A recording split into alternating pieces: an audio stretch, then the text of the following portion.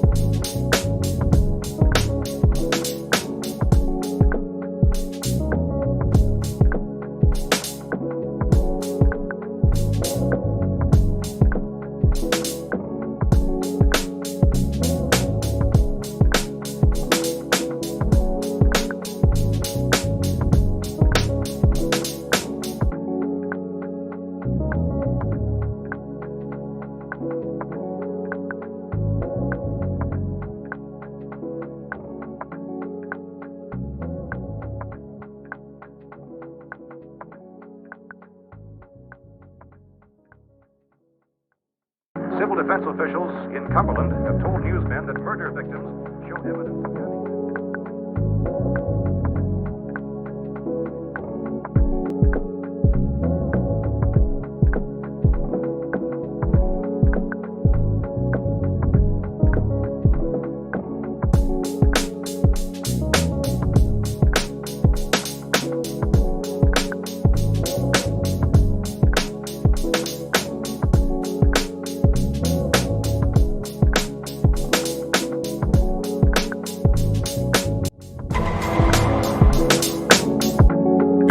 Good morning, everybody. Can you guys see me? I don't know, you can't. I don't know why this never works right away. And there we go. All right, good morning, there we are. How are we doing? Happy, is it Tuesday? It is Tuesday. And another day of the state of Wisconsin versus Kyle Rittenhouse.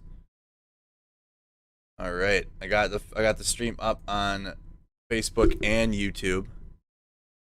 All right. Good morning. Check in. So, I gotta get my notes ready.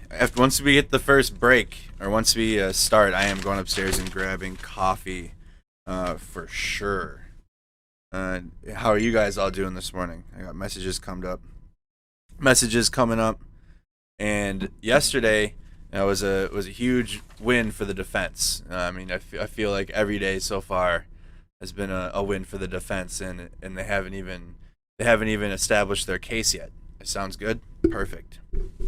The defense hasn't even argued a case. That's been the prosecution, and it hasn't gone well at all for the prosecution, especially from the testimony from Gaige Grosskreutz yesterday, and that there's a moment in the court yesterday that might have sealed it for the defense when. Sharafazi, who is the defense attorney, asks Gaige Grosskreutz specifically if he pointed the gun at Rittenhouse himself. Let me see, I got that. It's on there. Gotta go through our entire. There we go. Sharafazi then specifically asks, Kyle didn't fire until you advanced on him, dropped your hands, and lifted your gun at him, correct? Grosskreutz responded, that is correct. Here's that clip from the courtroom yesterday. With your arms up in the air, he never fired, right? Correct. It wasn't until you pointed your gun at him, advanced on him, with your gun, now your hands down, pointed at him, that he fired, right? Correct.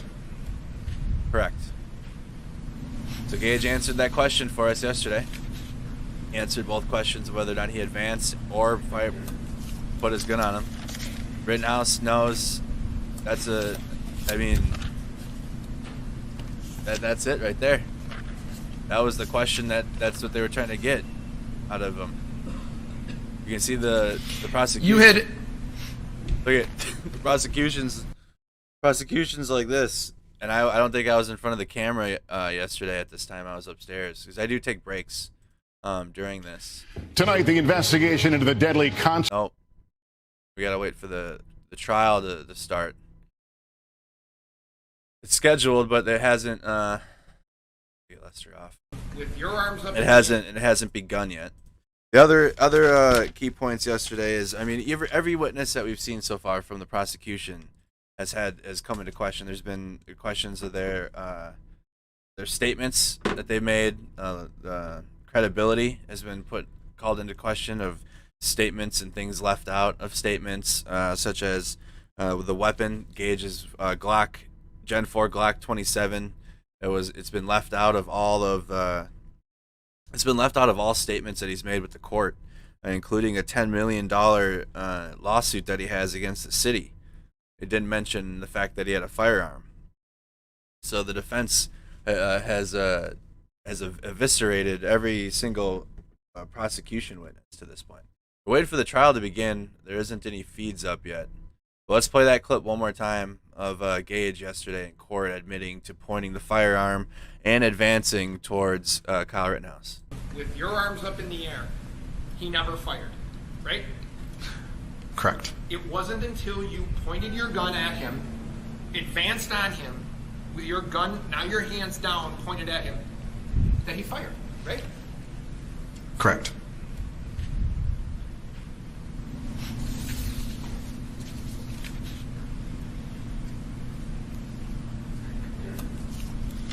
And the other thing too is on that post. That's why when they let the jury go yesterday, they had brought up a Facebook post because they are going to bring in Gaige's friend about that post that he made about emptying an entire clip into Rittenhouse, and they have Gaige's friend that's going to take the stand. I believe that's going to be a defense witness. There's going to be a defense witness called his friend Jacob Marshall. Yeah, Jacob Marshall is going to be called to the stand, and they asked specifically. They said, "Hey, if he denies this, we're going to call this witness. We're going to call his friend to the stand." And he denied it. He denied the photo, and so we are going to hear from Jacob Marshall. All right, Jacob Marshall will be taking the stand. That's during the defense's case. Okay. We got to find the Kyle Rittenhouse trial. See if it's started yet. It's still hasn't. We're still waiting for it to begin on the interwebs.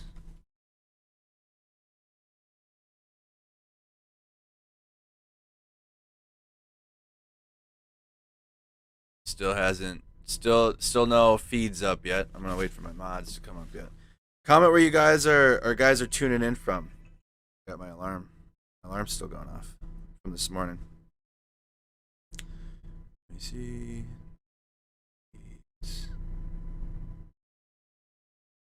All right. Comment. Hey. It's tough looking at. So I'm just reading some comments while we wait. It's tough looking at the situation through all the eyes of involved. I see why events happened. All right. Minneapolis, Philadelphia, Moorhead, Huntsville, Alabama.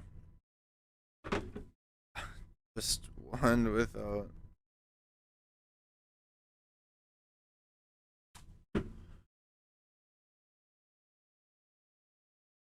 Hey, Sacramento, California, Sheboygan, Wisconsin, Spring Grove, Illinois, Amsterdam, Holland. Hey, Hillsboro, Oregon. Hello, hey, Dave. Hi from Fond du Lac, Wisconsin. I'll put myself on while we wait for the trial feed to begin. Walker, Minnesota. Good morning from Milwaukee. Columbus, Ohio, Dayton, Ohio, Kenosha, Wisconsin.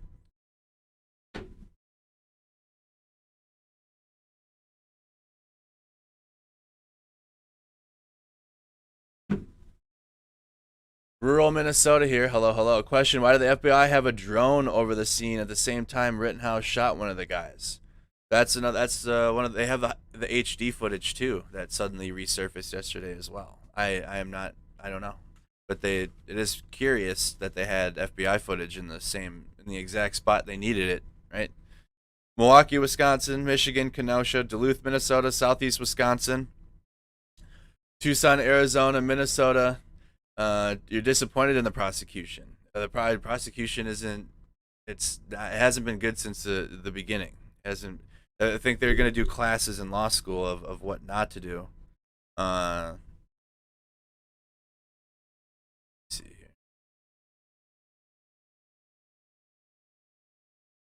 I got the feeds coming.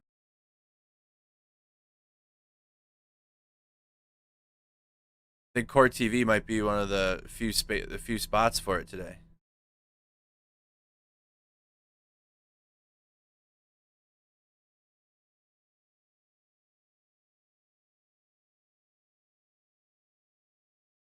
I need coffee already, you guys. I need coffee so bad. Alright, there we go. Started 5 minutes ago. On Yahoo News. There we go. We're looking at something. There we go. Something in the courtroom. That's a picture in the courtroom. There we go. There we go. Now we got a feed going. I don't know why it takes so long for them to get started, but and what is it? Tuning in from Cudahy, right? That's how you say it? Cudahy, Wisconsin. Cedar Rapids, Iowa. What else we got? Who else we got? We got Woodbury, Minnesota. Comment what your guys' favorite coffee while we wait. Let's have a. No, so the appearances are as before. Other than the jury is not in the room, and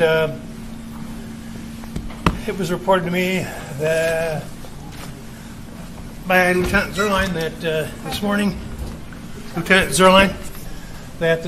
at the pickup, there was someone there and was video recording the jury, which the officers approached the person and required him, her, I didn't even ask, to delete the video and return the phone to him. I've instructed that if it happens again, they're to take the phone and bring it here. So that's for your information. Number two, unless there's some request, I'm not going to address anything further about our conversation of yesterday at the close and later. And then, has that person been showing up to court, Your Honor? The person who was video? I don't know the answer to that. You could talk to the lieutenant when you get a chance. And then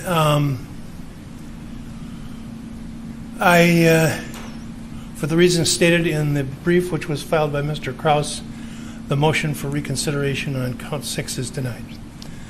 All right, anything else? We were talking about exhibits that hadn't been moved that I think the parties are in agreement to. Okay. So 64, 65, 66, 67, 76, and 77 are ones that are agreed upon. The only one that is not agreed upon at this point is 69, which is the statement, the written statement by the officer regarding Gaige Grosskreutz that I had questioned him about yesterday. I had marked and I would move that, and I think the state has an objection to that statement. All right.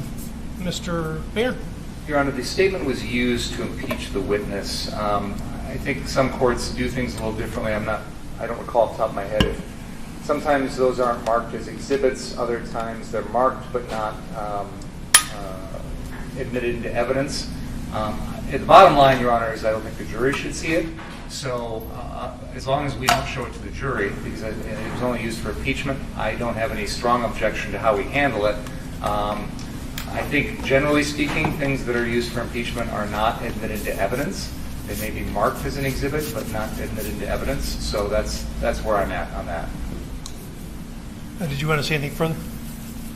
Judge, it was referred to. I wouldn't ask that it go back because at this point, the entire document had not been read. But I think based on the way it was used yesterday, it would be appropriate to make it part of the record. So I'm going to receive it for. It'll be received as evidence, but however, those portions which were not directly quoted in the examination will not be argued, nor will they, because that part is not in evidence, and the exhibit will not go, certainly not in its original form, to the jury room. Okay. While we're cleaning up exhibits, Your Honor, if I may, exhibit number 3, I think, has also been marked as exhibit number 57. That's the Grosskreutz live stream, and I've double marked that by mistake. But I would move both of those. They're identical into evidence. Any objection on that? Any objection? Received. Yesterday, I also used exhibit 10, which is Ford Fisher News to share. I thought I had moved it. According to the court's list here, it's not been admitted yet, so I would move that in. Objection? Received. We also used the crime lab ballistics report, exhibit 23, with Heather Williams. So we would move that into evidence. What was the number? 23. Objection?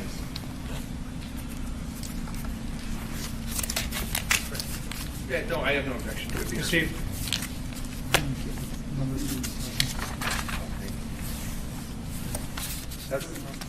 That's all we have right now. Thank you. All right. Ready to go then?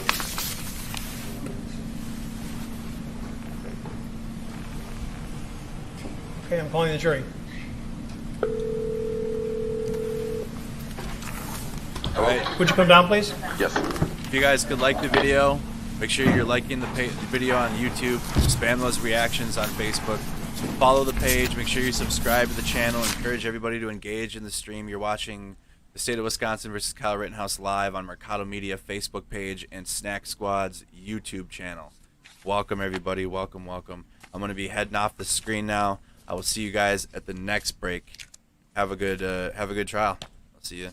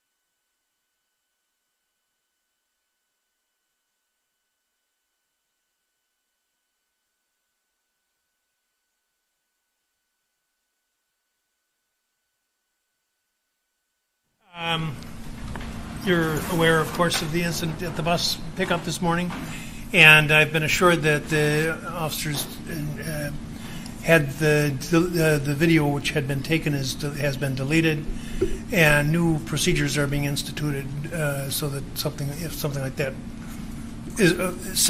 that should not recur. I'm frankly quite surprised that it did, that we have different procedures to do with respect to if it would occur. So I don't have any particular concern about it, and we're very sensitive to this entire issue and are on guard about it. Thank you. All right, Mr. Binger. Judge, the state will be calling James Armstrong to the stand.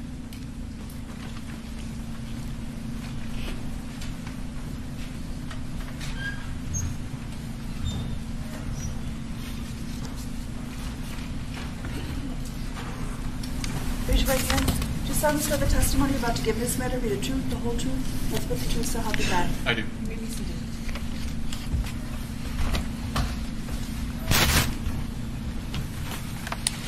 Mr. Armstrong, can you please state your first name and spell it for the benefit of the court reporter? James Armstrong, James Armstrong. And Mr. Armstrong, how are you employed? I'm a senior forensic imaging specialist with the Wisconsin State Crime Lab in Milwaukee. And what do you do as a forensic imaging specialist senior? We handle a variety of internal and external requests. Internally, we handle a lot of photography of evidence, including fingerprints and footwear. Sure.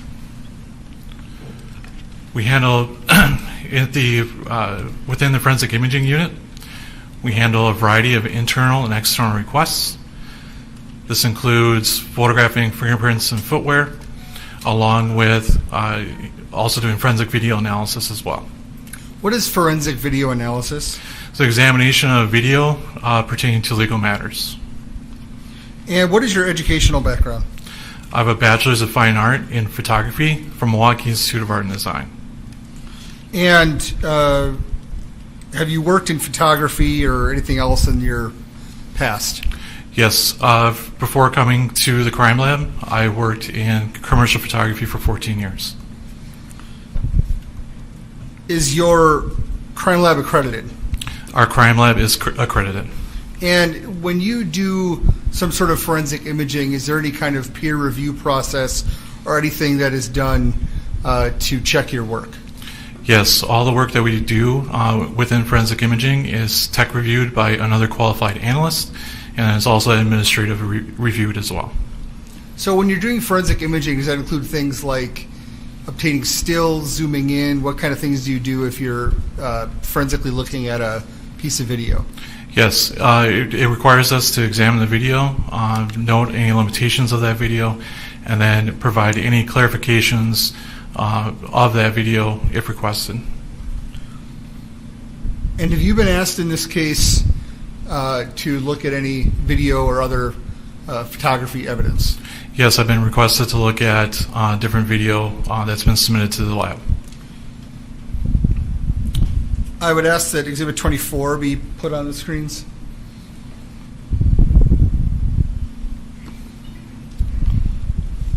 Wait, don't breathe into the mic.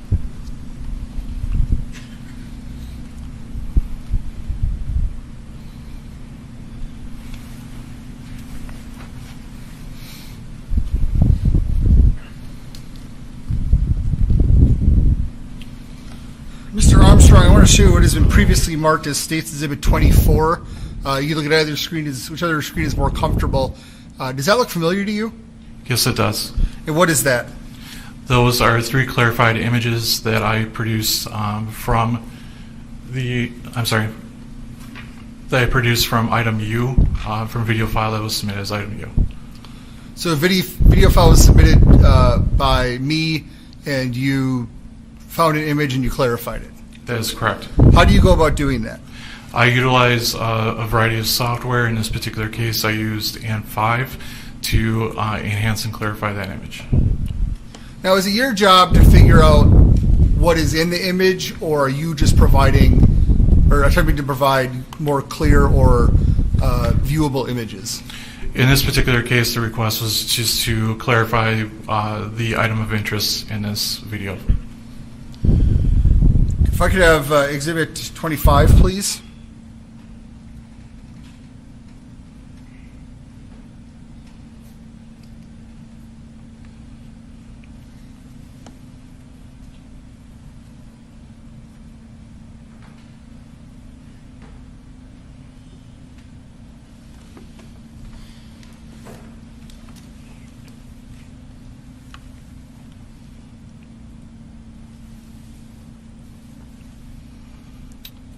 Mr. Armstrong, I'm showing you what has previously been marked as States Exhibit 25.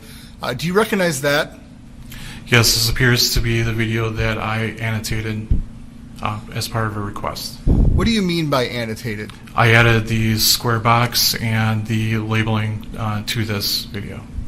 And is it your job to actually say who is who in the video, or are you just pointing out people of interest that have been designated to you? I'm just pointing out people as designated. And how did you go about making this exhibit? To make this exhibit, we load the video file into AND5, and then I essentially draw on that individual frames as it goes through, and then output a video. Could we play Exhibit 25, please?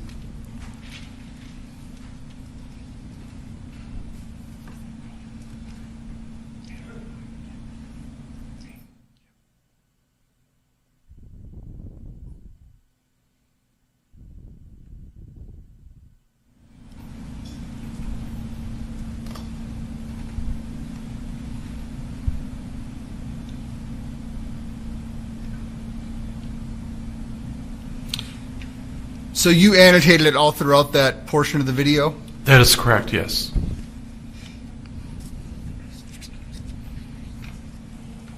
Did you enhance or clarify or do anything else in the video, or just simply annotate what was given to you as a raw video? I just simply annotated that video. Let's show you what is marked and previously entered as States Exhibit 26. Objection. I'm asking for this has already been entered. I heard it in it as States Exhibit 26. Okay. 26.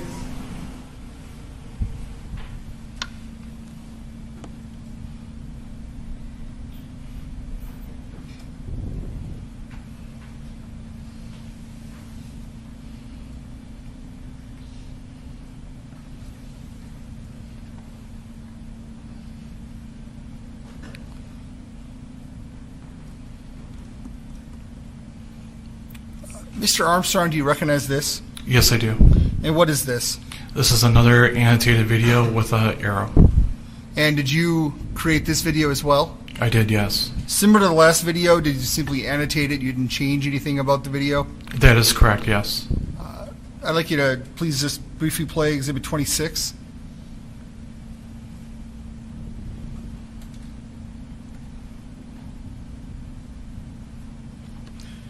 Now, again, is that someone you've identified or someone that was designated to you to mark?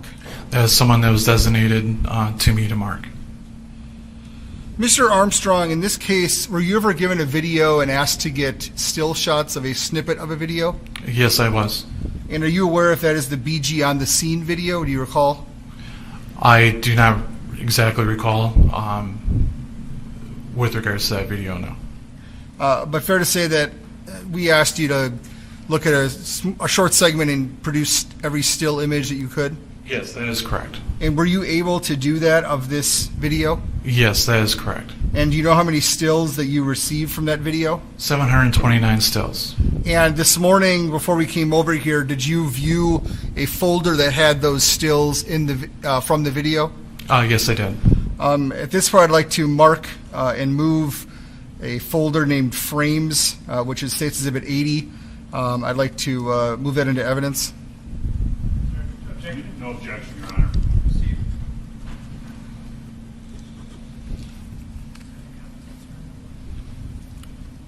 If I could have the next video exhibit 81.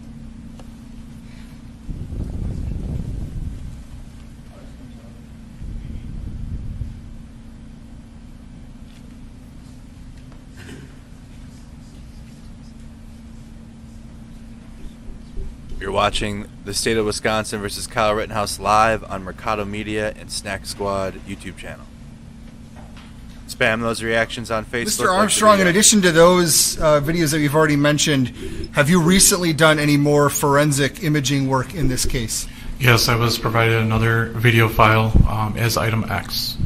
And what did you do with item X? With item X, I enhanced and enlarged the video file and cropped it to the area of interest. I'd like to show you what is marked as States Exhibit 81. Do you recognize this? Yes, that appears to be the video's clarified video that I exported. Now, did you have any difficulties clarifying or tracking this file? The limitations of this file include the movement of the camera, movement of the person, and the lighting conditions that are present. Now, you mentioned limitations. Did all these various videos you looked at have different limitations? Yes, each had their own set of limitations. I'd like you to, is this, I know did we watch this video this morning? I believe so, yes. And is it a true and accurate copy of the exhibit that you created of that drone video? It appears to be so, yes. I'd like to move Exhibit 81 into evidence and play it for the jury. No objection. Go ahead.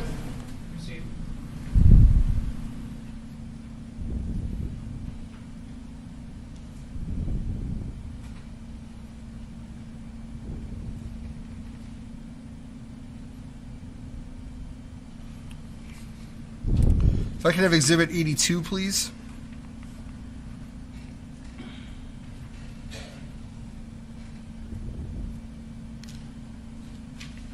Mr. Armstrong, do you recognize this? Yes, I do. What is this? This is a video, again, clarified and cropped into the area of interest, and this video is slowed down by 50%. And is it a true and accurate copy of the video that you've created for this exhibit? It appears to be, yes. Please I'd like to move Exhibit 82 into evidence and publish it to the jury. No objection. Received.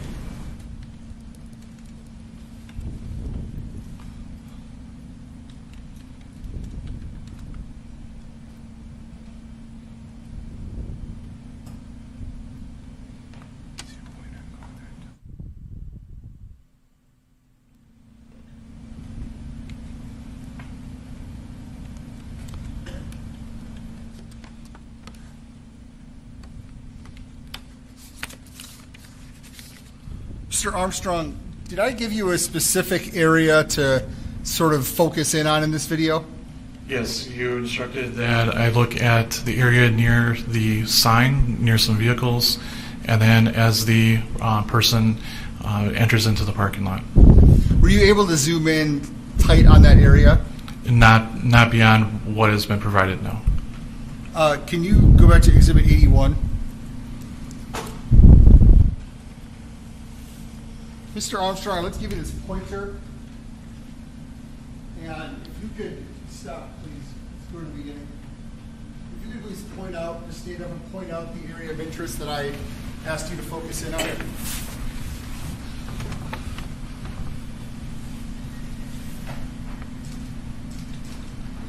So behind that, there's a black vehicle there. It'd be the rear of that black vehicle. Yes, that's correct. Can we play Exhibit 81 again?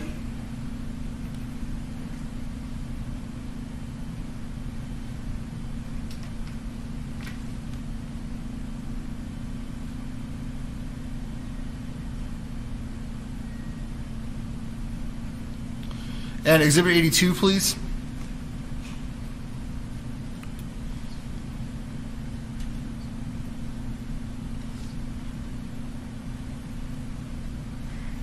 Again, Mr. Armstrong, could you point out the area of interest in this video that I asked you to zoom in on?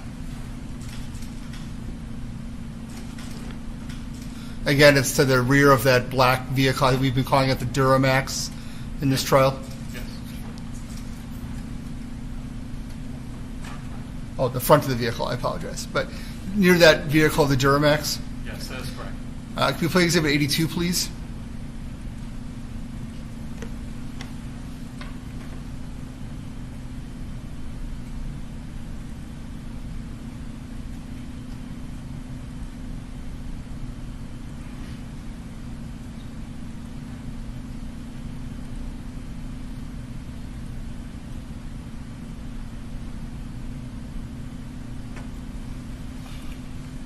You may sit down. Thank you. Let's see what is marked as State's Exhibit 83.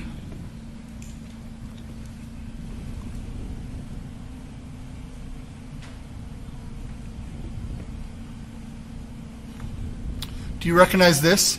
Yes, it appears to be the video that's been clarified and then enlarged as well. And is this a different part of that same drone video?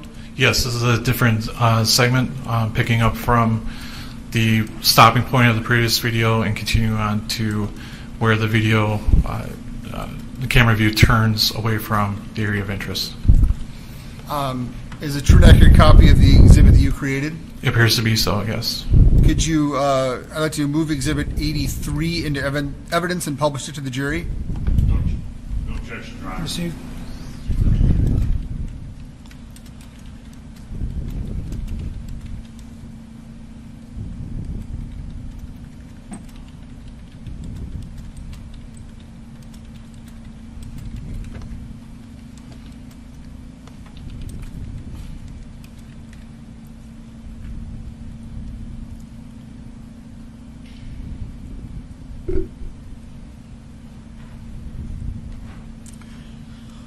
If I could ask for Exhibit 84, please.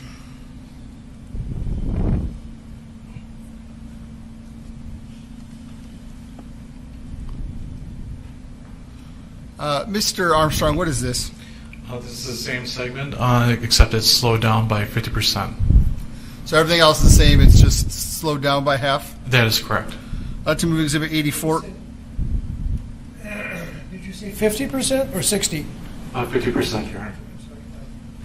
Luther moves Exhibit 84 into evidence and publishes to the jury. No. Received.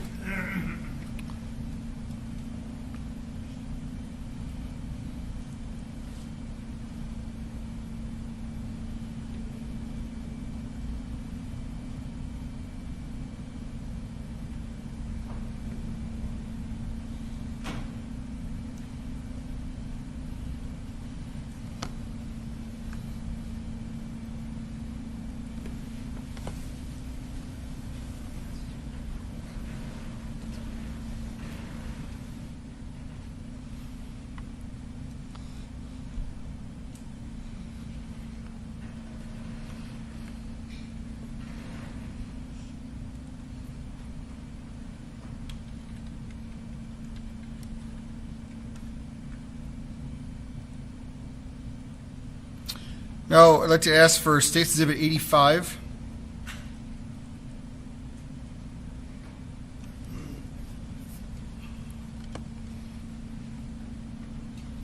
And Mr. Armstrong, what is this? This is another clarified and enlarged video showing from approximately the 15-second mark until where the camera turns away from the area of interest. And is it a true and accurate copy of the video that you produced for this exhibit? It appears to be so. I'd like to move Exhibit 85 into evidence and publish it to the jury. No objection. Received.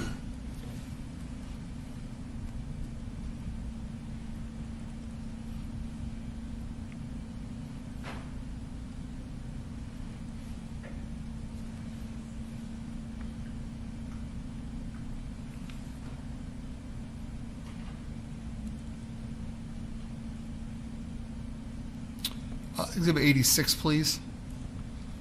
While that's being pulled up, Mr. Armstrong, there was no sound in any of these videos, were there? I did not observe any sound with these videos, no. And if I could just direct your attention to number 86, do you recognize that? Yes, that's the same as the previous file. The only difference being, again, is that it is slowed down by 50%. I'd like to move Exhibit 86 into evidence and play it for the jury. No objection. Received.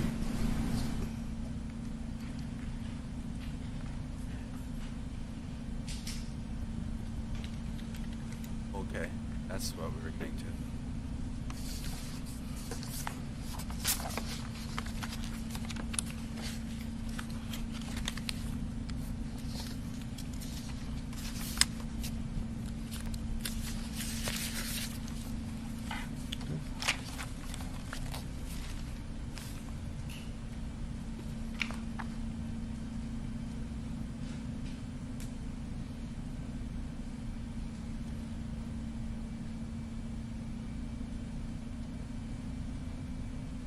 Okay, I have no further questions. Thank you.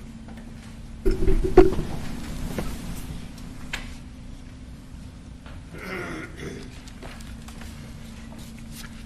morning. Good morning. The exhibits we've just shown the jury, 81, 82, 83, 84, 85, and 86, correct me if I'm wrong, but you began working on putting them together on Friday. I began working on them on Sunday. Okay.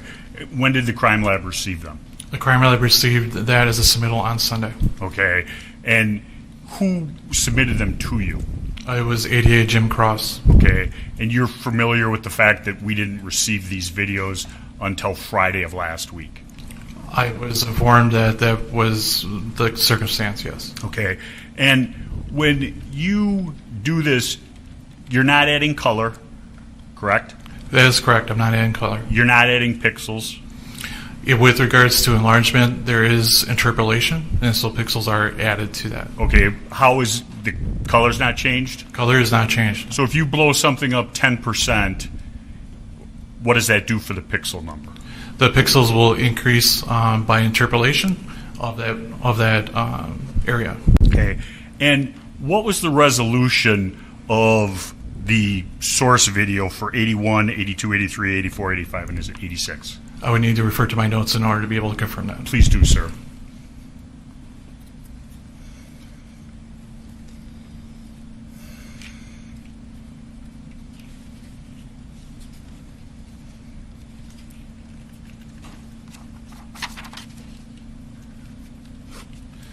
Resolution for that file, it was 1920 by 844. And in layman's terms, what is that? That's 1,920 pixels by 844 pixels. Okay. And that's kind of tells you the clarity. The more pixels, the clearer it is. The more pixels, the higher resolution, there's more information present. Okay. And if you have to look at your notes, that's fine. Videos are done at certain speeds, so certain videos, whether it's a phone or whether it's a camera, they do it by frames per second. That is correct. The more frames per second, the clearer it is. Not necessarily, no. Okay. This one, how many frames per second, sir? This video is 30 frames per second. 30. 30. So every 1 second, 30 different frames. That is correct. And you can use how many frames go by to time certain things, correct? You can, yes. Okay. You can use different videos if you can find a common event, such as a sound, to sync up videos to tell the whole story, correct? That would be starting to move outside my area of expertise with that. Okay. But you're familiar that it can be done, correct? I'm familiar that it can be done. Okay. And what is that called, if you know? I do not know. Okay. And you can take different videos from different sources, linking them through a common event, sometimes sound, put them together for a whole compilation. With regards to audio, that's outside the scope of my expertise. Okay. And you can also do it from events on the video if they have a common event, not audio, but a common event. It depends on the video in question. Okay. And in this case, when you put the marks person of interest, who told you to do that? That was provided by the requester, ADA Jim Cross. Because you don't know anything about these videos when you get them or anything about the case. You're just told, we think this person's important, we want them followed. That is correct. Okay. And in your case, I think you used yellow arrows? I did, yes. Okay. I have nothing further. Thank you. Any redirect? No, thank you. You may step down, sir.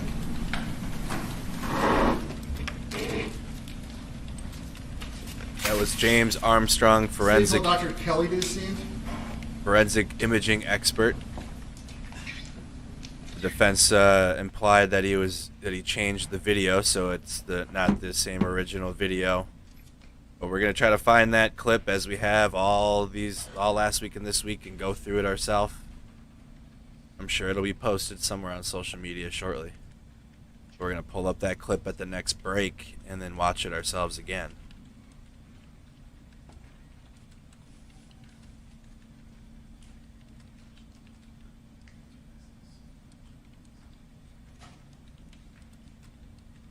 Take a moment and like the video, spam those likes, hit the like button on YouTube, subscribe to the channel, follow the page. This is the state of Wisconsin versus Kyle Rittenhouse.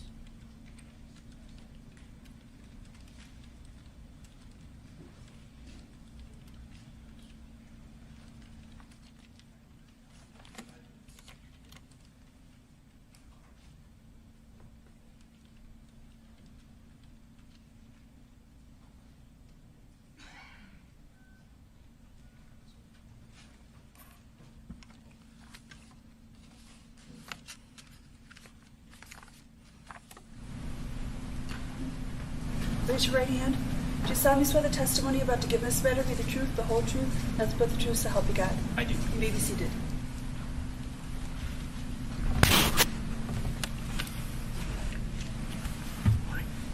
Doctor, could you please state your name and spell them for the benefit of the court reporter?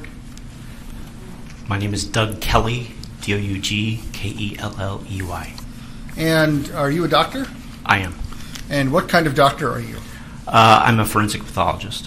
What is a forensic pathologist? Well, pathology is the field of medicine that involves the study of disease and trauma in the human body. Forensic pathology is a subspecialty of that, which specifically involves the principles of medicine and science as they apply to the law. So, as a forensic pathologist, we're concerned with determining the cause and manner of death in people, and typically we act as medical examiners in medical examiners' offices. So we'll look at those issues in people who fall within our jurisdiction. And where do you work now? The Milwaukee County Medical Examiner's Office. And are you aware that the Milwaukee County Medical Examiner does handle the forensic pathology for Kenosha County? That's correct. What is your educational background? I graduated from Illinois Wesleyan University in 1988, and then went to medical school at Southern Illinois University School of Medicine in Springfield, Illinois. I graduated in 1992. I was in internal medicine residency from 1992 to 94 and decided to be a forensic pathologist.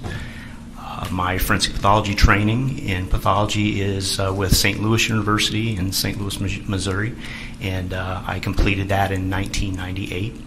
I then came to Wisconsin and did my forensic pathology fellowship with the Milwaukee County Medical Examiner's Office, completing that in the summer of 1999, and then stayed on as a staff member after that. And have you worked as a forensic pathologist or a associate medical examiner or something in that capacity since then? Yes, I have. Do you have an idea of how many autopsies you've performed? I'm at or a bit above 6,000 at this point in my career. Now, are those all homicides, or are those all different kinds of deaths? Oh no, those are all kinds of different deaths. So homicides are only a part of what we investigate. Now, did you become involved with the autopsies of Joseph Rosenbaum and Anthony Huber? Yes. I would like to show you what has been marked as State's Exhibit 20. Do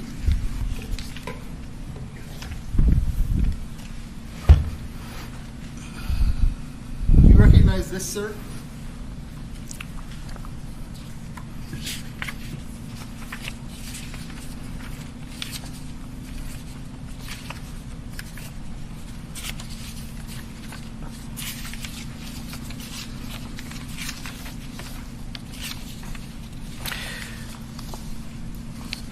This is a copy of my signed autopsy report on Joseph Rosenbaum.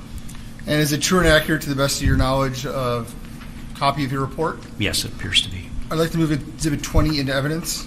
No objection. Sir, if I'd ask, Doctor, I'm sorry, if I'd ask you to put that down and let's look at the other exhibit there, which has been marked as State's Exhibit 21.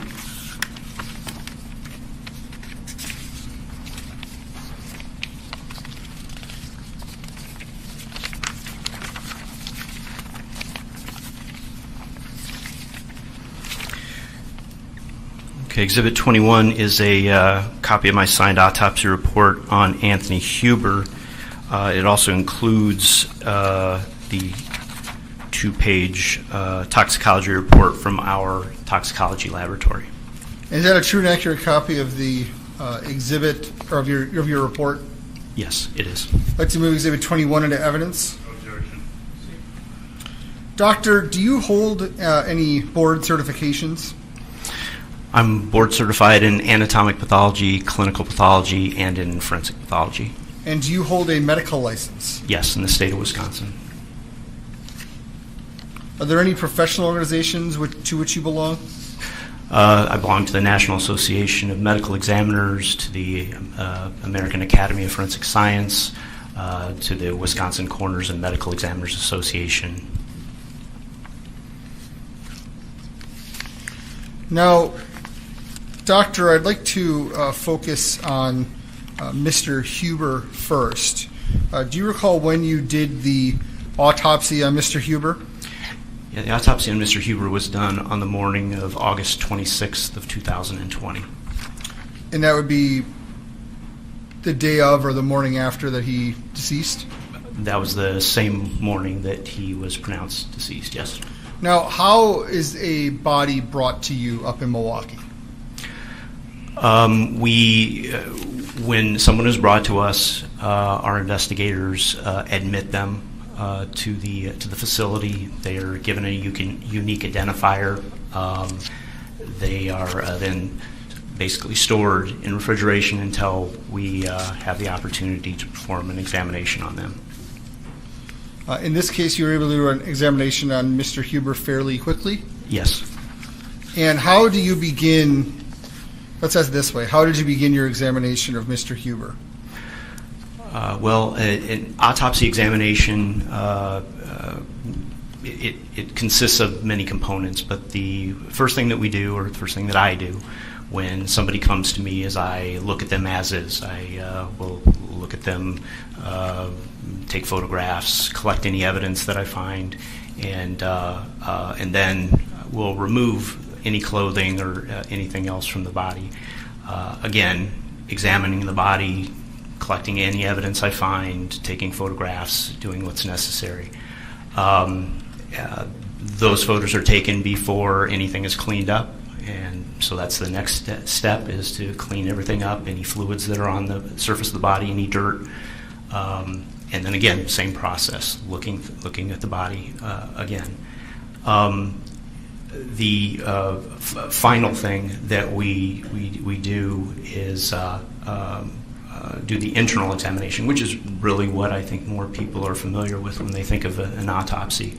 We make incisions that allow us to look at the organs and tissues, and again, we are looking for any evidence of trauma, any evidence of disease. We're collecting evidence as necessary, specimens for toxicology, taking photographs, and in the end, we put together all of this information from the external and internal examination to determine the cause of death.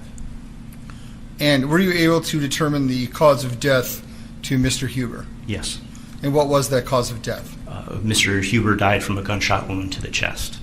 And is that an opinion given to with a reasonable degree of medical certainty? It is. And what can you tell us about this gunshot wound?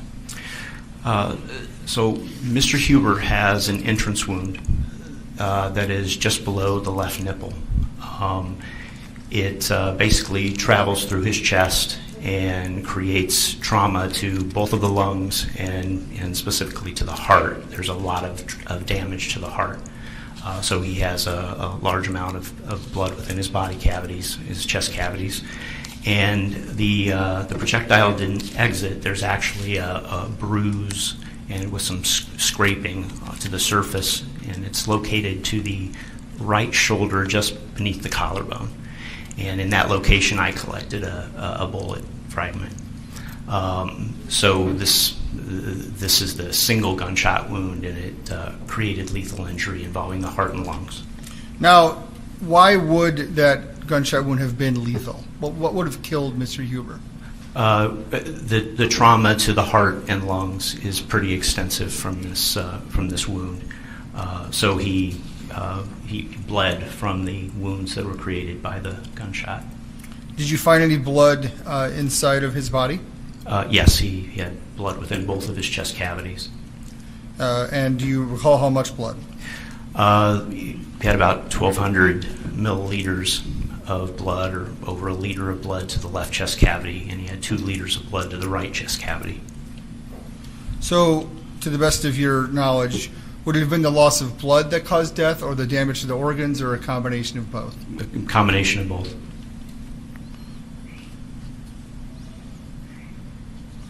Now, what was the trajectory of the bullet, or of the wound path? This wound path had a trajectory that was left to right and upwards. Now, when you're talking about trajectory, what are you relating it to? Well, in order to have a standard set of criteria to be able to discuss trajectories, we put the body in something we call anatomic position. And simply put, the anatomic position is with the person standing straight up with the palms forward. So the person's left is left, the person's right is right, superior and inferior are up and down, and front and back are relative to that person. So it's that simple. We're just creating a standard position that we can that we can relate to. So, Doctor, would I be demonstrating the anatomic position right now? That's correct. So even if I was, let's say, shot in my stomach area from someone on the ground, and the shot went up. I'm sorry, let me reverse that. So no matter where I was shot, it would matter the bullet, how it traveled from my head to toes and from my left to my right. Correct.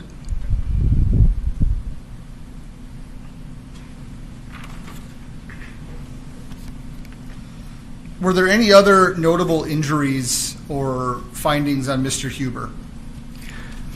Mr. Huber had some little abrasions or scrapes here and there, and he had a good-sized abrasion or scrape to his right thumb, and he had some abrasions or scrapes to his knees and to the inside of his elbows. Little abrasion or scrape to the lower back. When I did his internal examination, he did have a little area of hemorrhage to the left side of his scalp, the deep scalp, but no injuries to the skull or to the brain itself. So the other injuries were minor injuries, scrapes, and little bruises, but nothing of significance.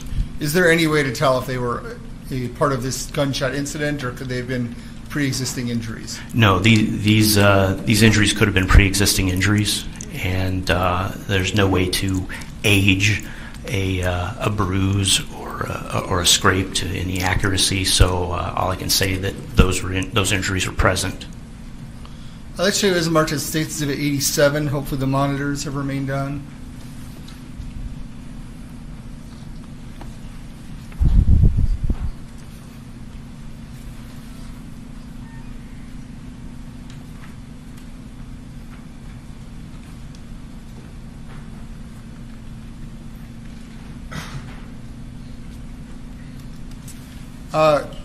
Doctor, let's show you what's marked as State Exhibit 87. Do you recognize that?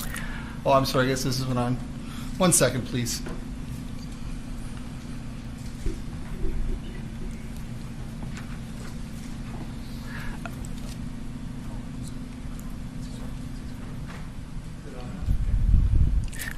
Doctor, let's show you what's marked as State Exhibit 87. Do you recognize that? I do. And what is that? Well, this is the entrance wound. It's not clear in this photo because it appears that this photo is the one with the there is a patch over it which was placed during resuscitation. There's it's kind of a plastic gel-like patch that is placed over wounds to try to contain bleeding, and so that's over the wound, so you can't really see the entrance wound very well in this particular photo. Now, where is that wound? Well, you can see it. You can see the hemorrhage there in the middle. It's red. I'm sorry. I should ask that better. Where in the body is that wound? Oh, this is the wound to the left side of the chest. It's just under the nipple. I'd like to move Exhibit 87 into evidence. No objection. If I could have the next exhibit, please, Exhibit 88.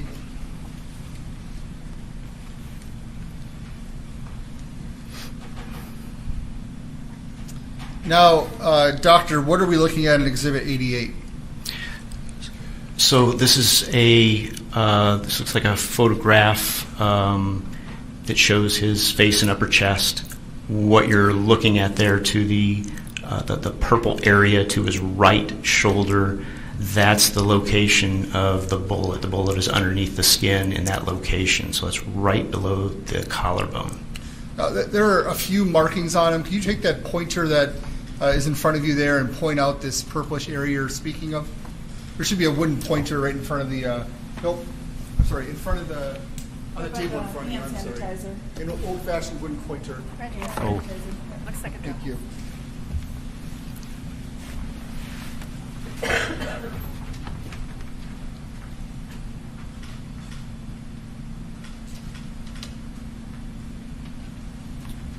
And so, do I understand from your testimony that's where you found the bullet? Yes. But it was still inside of Mr. Huber? Yes, this bullet was underneath the skin, right underneath that bruise. If not already done, I'd like to move this into evidence. No objection. The next exhibit, please. This is State's Exhibit 89.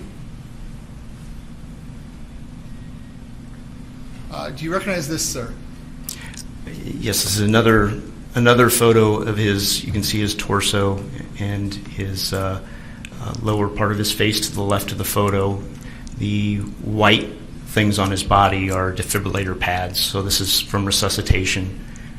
Again, you can see the two wounds that we just showed. You can see the purple injury to his right shoulder, and you can see the red area of hemorrhage surrounding the entrance wound, which is to his left side of his chest. It's covered by a patch that's meant to contain hemorrhage.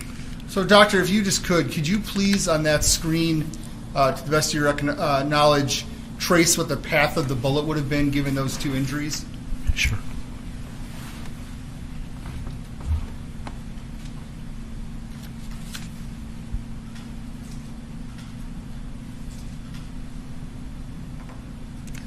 So it would have entered on his left chest and then traveled to his right shoulder. Yes. That's accurate? That's accurate. Okay. You may have a seat. Thank you, doctor. Let's move to 89 into evidence. Okay.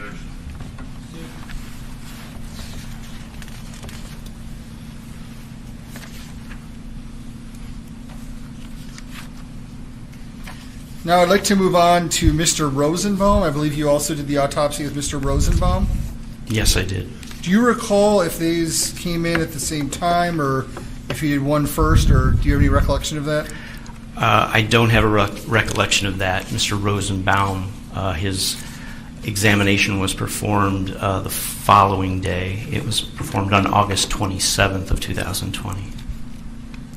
And did you do the same procedure that you described, Mr. Huber, in terms of taking photographs and initial appearances, and then cleaning, and then doing a further examination? Same procedure. Is there anything different about how Mr. Rosenbaum came to you or appeared to you? When Mr. Rosenbaum came to the office, his clothing had been removed. He had been to the hospital, and his clothing had been removed. Whereas Mr. Huber came with his clothing still on. But aside from that, I don't think. And then the other thing was that Mr. Rosenbaum came with the hands covered by paper bags to protect possible evidence. But other than those things, I think that I don't think there was anything else. So what did you first notice about Mr. Rosenbaum? Mr. Rosenbaum had several injuries that were related to gunshot wounds. That's what I noticed initially, yes. And did you perform any x-rays on or any other imaging on Mr. Huber or Mr. Rosenbaum? Yes, x-rays are taken prior to the autopsy examination. That allows us to look for skeletal injuries as well as to locate any projectiles or projectile fragments, bullets or bullet fragments. Were you able to come to a conclusion to a reasonable degree of medical certainty on what caused the death of Mr. Rosenbaum? Yes. What was that? Mr. Rosenbaum died from multiple gunshot wounds. And in his physical examination, was there anything of note that would have led to a questioning or a addition to that cause of death? No. Do you know how many gunshot wounds that you found on Mr. Rosenbaum? Mr. Rosenbaum has a number of injuries. There are 2 injuries in which the bullet entered the body and did not exit, so I collected bullets from those injuries. There's a 3rd injury that is a graze wound in which the bullet just grazed the skin superficially. And then there is a gunshot wound to the left hand and an area to the left thigh that appear to be separate but may actually be, I think they're related to the same gunshot wound. Now, before we get too far into this, what is stippling? Okay, so I think to explain that I have to back up one step and just remind you that more than just the bullet comes out of the end of the gun. Flame comes out of the gun, smoke and soot comes out of the gun, unburned gunpowder particles come out of the end of the gun, and of course then the bullet comes out. What we do in forensic pathology is we look for injuries on the body or evidence on the body that allows us to estimate the distance of the muzzle of the gun to the surface of the body.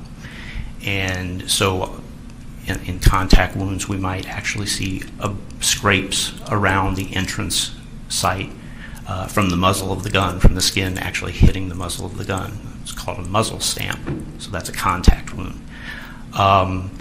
Out to a certain distance, soot will actually be able to deposit on the skin. It's obviously not very aerodynamic, so after about a foot or so, soot is imperceptible. And it depends on the weapon to how far that can be seen.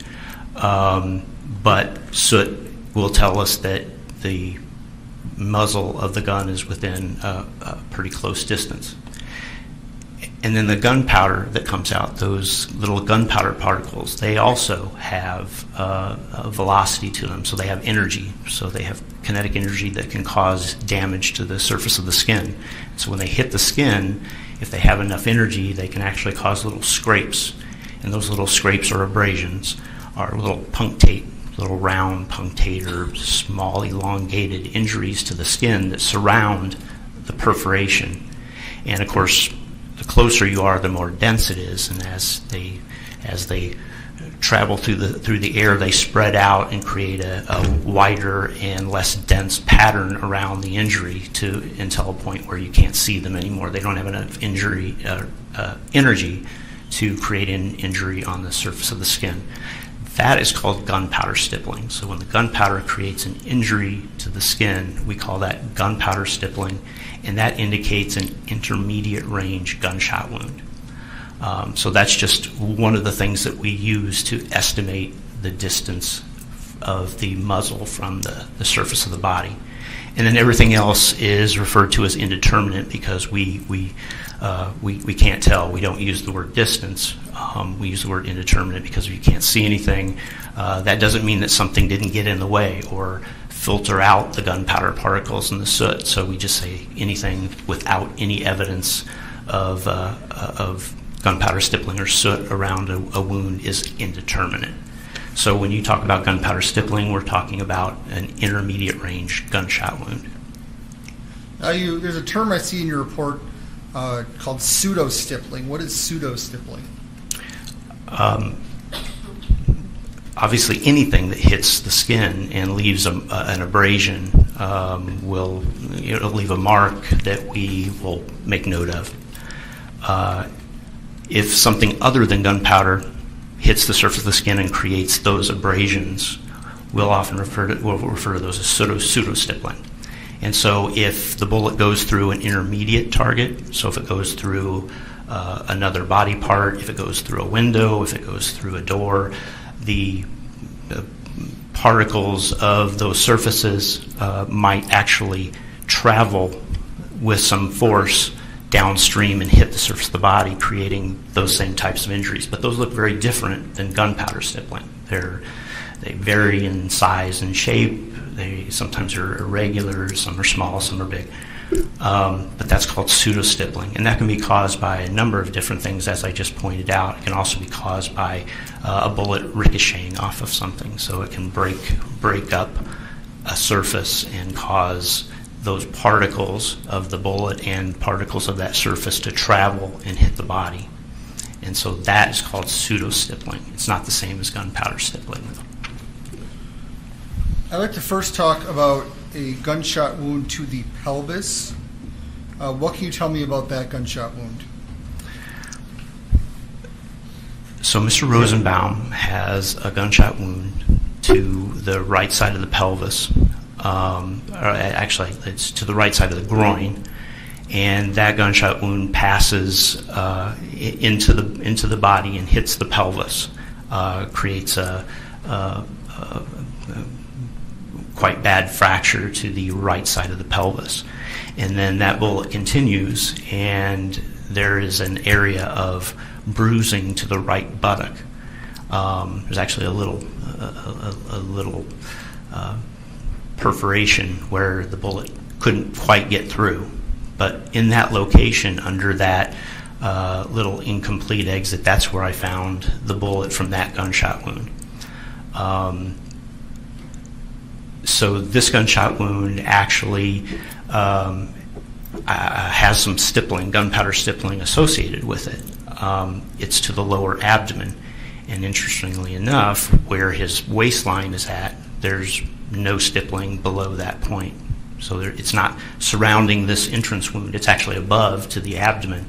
But it's because he's wearing the clothing, and the clothing didn't allow that gunpowder to get to the surface of the body in the groin region. But it did in the lower abdomen. So we see that gunpowder stipping to the lower abdomen. It's associated with this entrance wound to the right groin, and that is an intermediate range gunshot wound.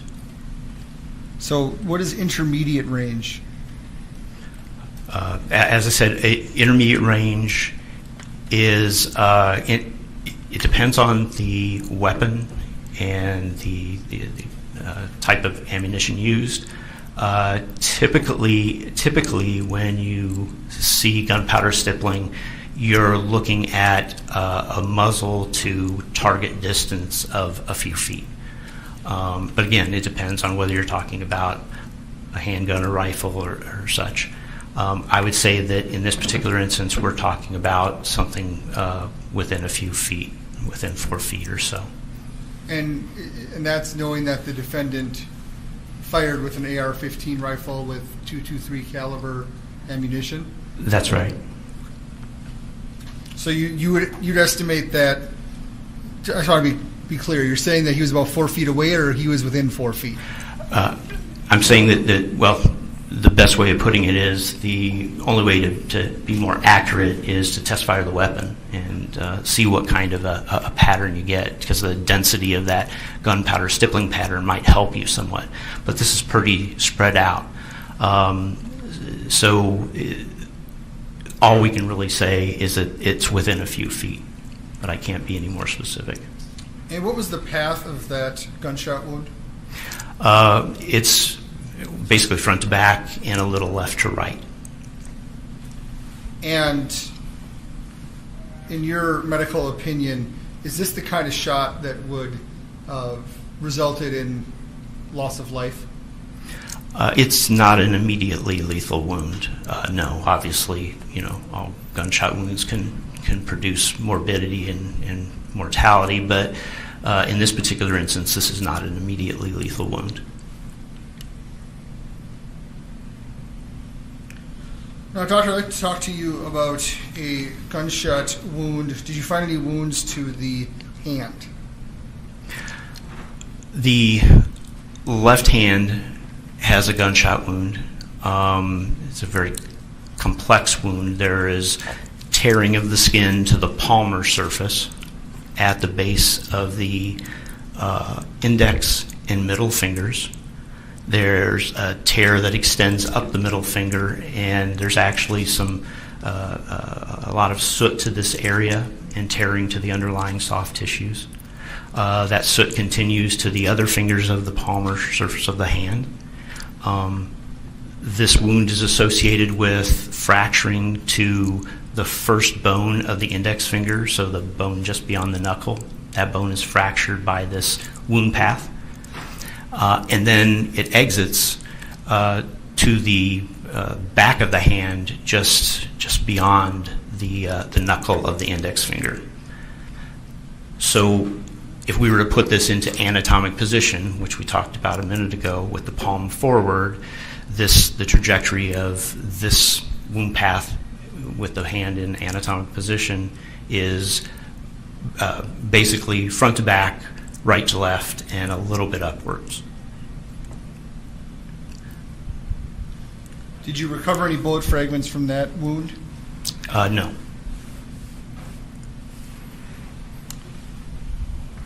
You mentioned that, was there any stippling or any soot or anything of that nature in this wound?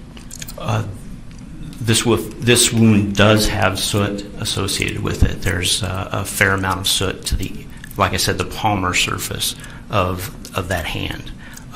So clearly this wound represents something closer, what I call a close-range gunshot wound. And do you have any idea where that bullet would have went after it went through the hand? I think that it makes sense that this wound is associated with another wound that is to the lateral or the outside of the left thigh. It's kind of to the lower left thigh, but that area has a very irregular, large area of abrasion and multiple small perforations. And in one of these perforations, I actually recovered a small fragment of a bullet. The X-ray shows that there's additional, very, very small metal fragments in the left thigh as well, which I didn't recover.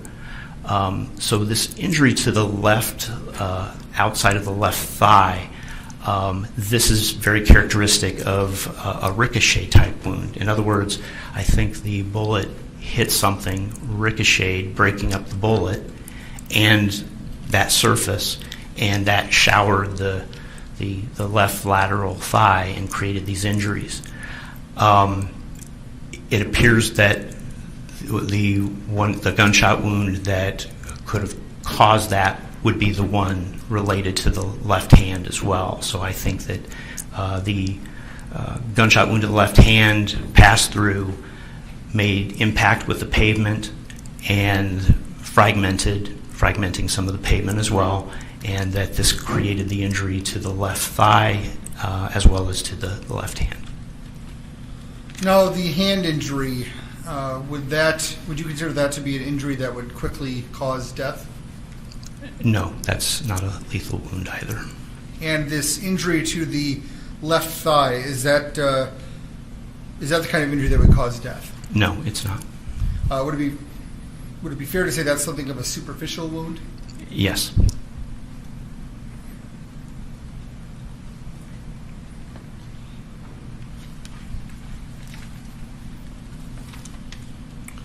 Now, I'd like to talk to you about a gunshot wound to the head. What can you tell me about that? To the right frontal area of the head. So basically the right lateral forehead. There is a graze wound, as I mentioned previously. So this is a superficial injury in which the bullet grazed the surface of the skin or created an abrasion or scrape. And based on the appearances of the edge of this wound, it appears to be traveling in a back to front and downward orientation. And there's obviously no bullet or bullet fragments recovered from the body on a wound like this. So when you're saying back to front, the bullet actually made contact towards the rear of the head first and then traveled towards the front of the head? Yes, it's the angle is sharply downwards, but it's from back to front and downwards. Now, would that be considered to be a wound that would be immediately fatal? No, it's not. Now, doctor, I'd like to talk to you about a gunshot wound to the chest and the abdomen. What can you tell me about that gunshot wound? Well, this gunshot wound to Mr. Rosenbaum, it enters the back about an inch to the left of the upper midline. And this is the one that passes through the right chest cavity. It creates a great deal of injury to the right lung. There's blood within the right chest cavity. It then perforates the diaphragm at the base of the lung and enters the liver, which is right under the diaphragm. Creates a great deal of injury to the liver. There's fracturing of several ribs in association with this wound path as well. But then the wound path, after creating all this injury, it passes into the right flank, and there was a bruise to the right flank under which I collected a bullet.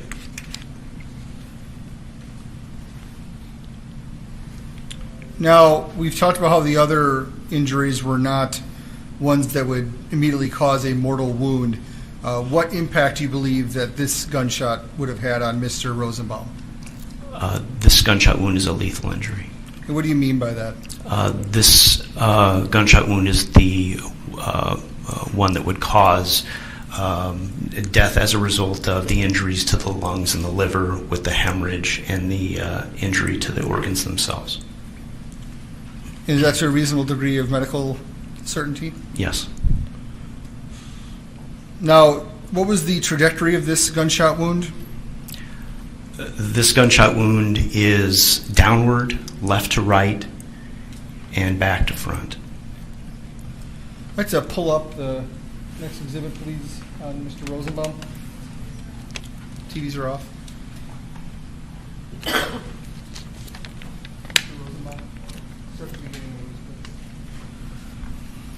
While we're setting this up, Doctor, were you able to establish the size of Mr. Rosenbaum during this autopsy? His height and weight, you mean? Yes. Yeah, he's 5'4" tall, and he weighed 153 pounds. Dr. Rittenhouse, it's marked as Exhibit 90. What is this? You're looking at the graze wound to his head. Now, when you say it's back to front, how can you tell that? In order to determine that, you have to look at it very closely. You have to look at the edges, and typically a projectile that travels along the surface of the skin will create tearing of the skin. And the way that it tears the skin helps you to determine its direction. In this case, the direction of the tears tells you the direction the bullet is going. So it kind of pushes through the tissue, tears it as it goes, and it's those specific tears as you go along that you can use to determine this. So you indicated the trajectory of this bullet was back to front and downwards, and that's in the anatomical position? That's correct. I'd like to move Exhibit 90 into evidence. Steve. Next exhibit, please.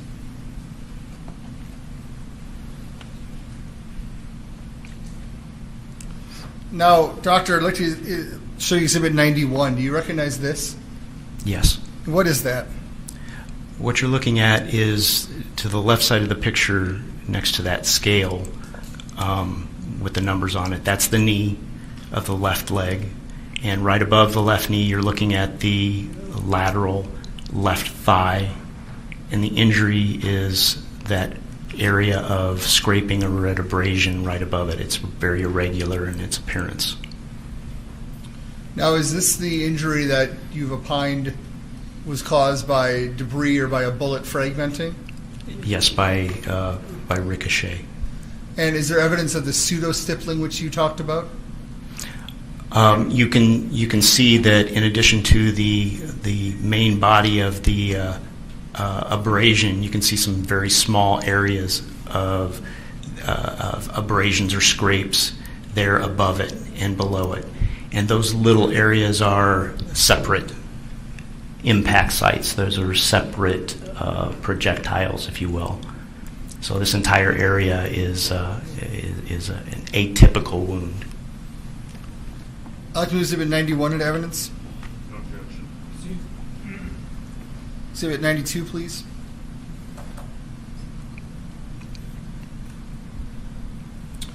Doctor, what is this? This is a picture before cleaning up. It's a picture of the palmar surface of the left hand. So this is where the injury to the left hand is located. And can you indicate, if you can, where the entrance wound is? So if you look at the middle finger, and to the right side of the middle finger, it's really difficult to see in this particular photograph. But to the right side of the middle finger there, that's where the beginning of the injury is at. That's where the entrance is, so to speak. I apologize. Could you use that pointer and point it out? It is difficult to see.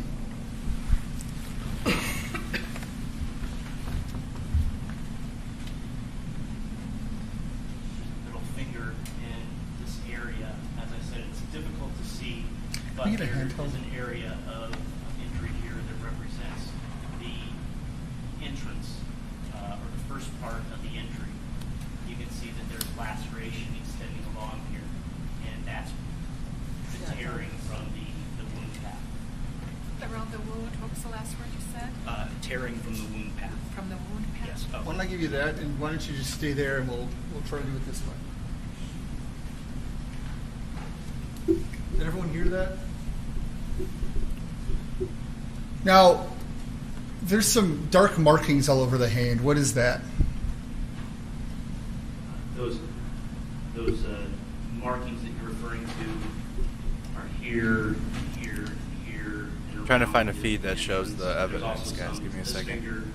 And up here, all of these areas that look kind of black or dark gray are areas of soot deposition. So that's where soot has attached to the skin.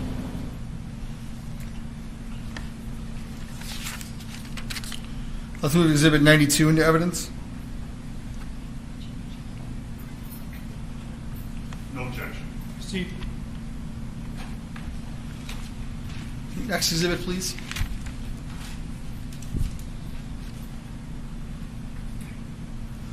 Doctor, what are we looking at here? Let's find out ourselves. These $60 traditional... Sorry about that, yeah. I don't know. They just stopped showing the exhibits. They do, and then they stop. Now, and that is the exit wound that you believe would have then went and struck perhaps the pavement and caused the thigh injury? Yes. Let's see, what is it marked as 94? Exhibit 94, do you recognize that?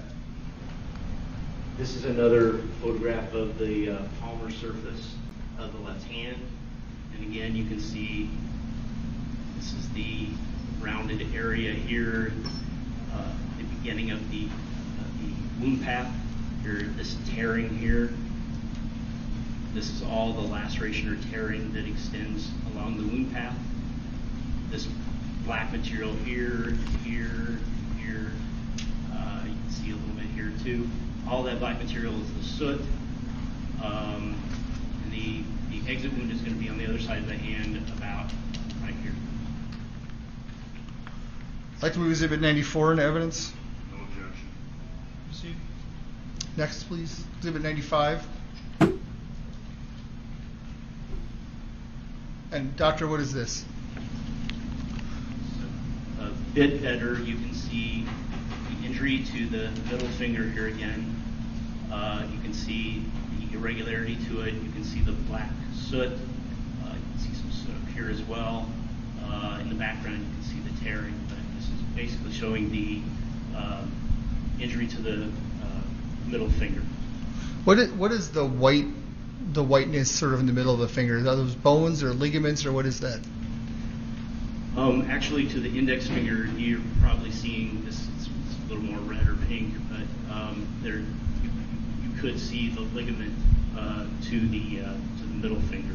The index finger, there was both exposed ligament and fragments of bone. That's where the fracture was at. So we have 95 in evidence. No objection. Proceed.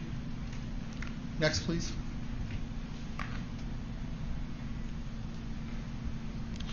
Let's see what is marked as States Exhibit 96. Do you recognize that? Yes. What is that? This is a picture before it's cleaned up. This is a picture of the entrance wound to the right groin region. The genitalia would be in the upper right corner there, next to the top of the scale.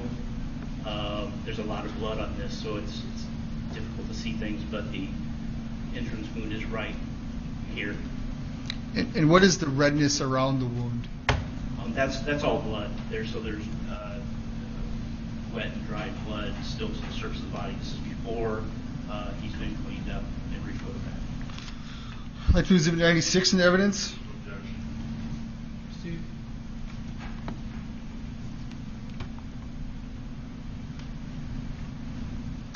Doctor, what is this? This photograph is a picture of Mr. Rosenbaum's back. You can see the entrance wound is this dark round injury here. There is a pattern of gunpowder stippling to the left side of the back that extends around the wound, so you can see it extending all the way from the back of the left shoulder down to the area around the entrance wound.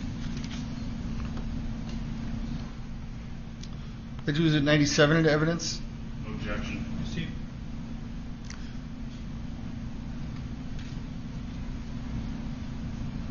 Doctor, I'd like to show you Exhibit 98. What is this? This is a cleaned up photograph, so after the removal of blood, this is a cleaned up photograph of the graze wound to the right side of the head. So this is after that Mr. Rosenbaum has been washed or cleaned up. That's correct. I'd like to move Exhibit 98 in evidence. Objection. Doctor, what is this? Doctor, this is Exhibit 99. What is this? This is a closer photograph of the left hand showing the exit wound. What you're looking at is the thumb is here to the left, the index finger is underneath the scale, and this round area is the exit wound. The area around the entrance wound. I'd like to move Exhibit 97 into evidence. Objection.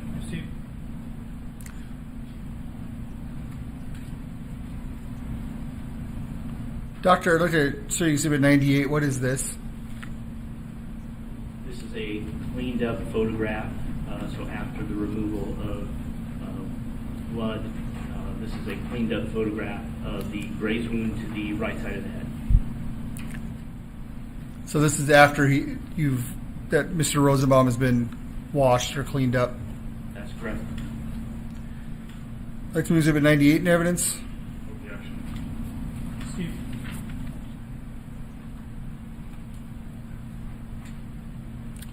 Doctor, this is Exhibit 99. What is this? This is a closer photograph of the left hand showing the exit wound. What you're looking at is the thumb is here to the left, the index finger is underneath the scale, and this round area is the exit wound.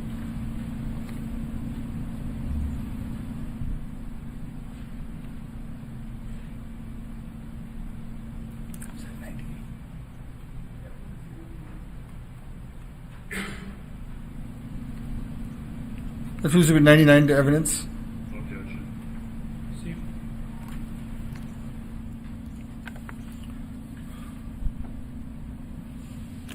Doctor, what are we looking at here?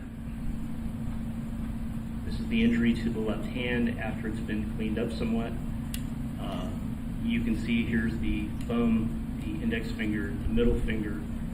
This area along the middle finger is a ragged area which represents the beginning of the wound path that we described earlier. You can see the black areas here all along the wound as well as to the adjacent ring finger. That's all soot.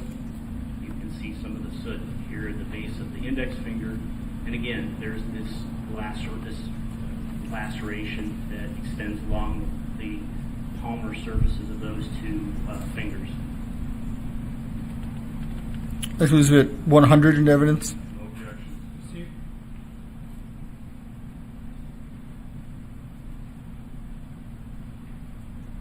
Doctor, what are we looking at here? This photograph depicts this is the knee right here in the middle.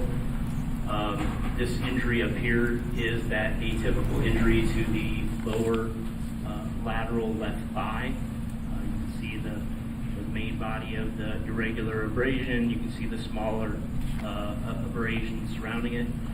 This right here to the left knee is an abrasion or scrape. So this is just a scrape of the left knee. And what relevance do you believe this has to this case? It possibly could have happened when he went down to the ground or was on the ground. That can exhibit 101 into evidence.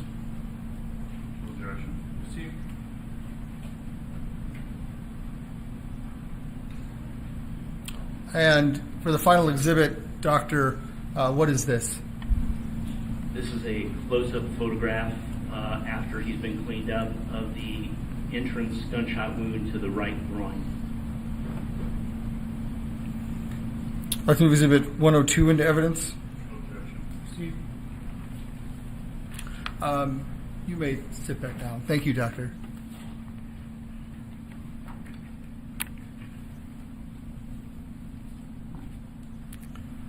Now, as a medical examiner, is all you do or all you're allowed to do is look at the body? No. What else can your medical examiner, is it fair to say you perform an investigation? Yes, we collect information about the circumstances of the case. We'll look at photographs, scene photographs or other photographs. We'll look at video from scenes. We'll look at a lot of different things in order to understand the circumstances better and perhaps help us to answer other questions. And did you review anything else in this case that aided you in your investigation in terms of Mr. Rosenbaum? Several things were reviewed from Mr. Rosenbaum, specifically a video, YouTube video was referenced to exemplify the circumstances of the shooting. I reviewed some other records, medical records and things, which is routine, but that was about it with Mr. Rosenbaum.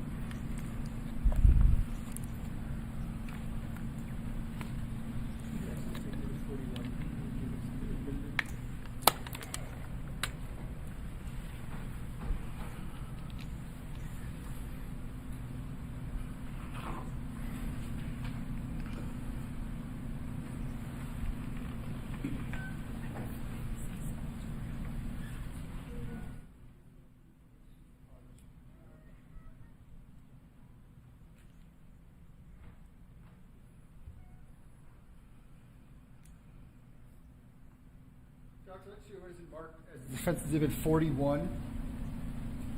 If you do you recognize this?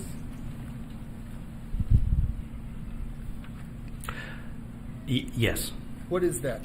That appears to be an introductory screen from a video that was referenced to me. I was told to look at this video for reference in seeing the scene of the shooting better. And is that because it's the same video that Dr. Jensen, the defense expert, reviewed? Yes, I believe so.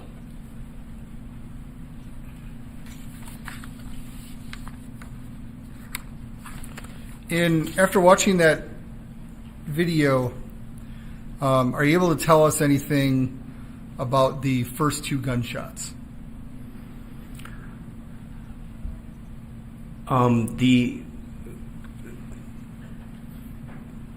If trying to determine some kind of order of gunshots, obviously the autopsy itself is not going to allow us to do that. We can use the injuries and the details about those injuries to help us, but the autopsy alone is not going to allow you to do that, and also is not going to allow you to know what position the person is in when they were shot.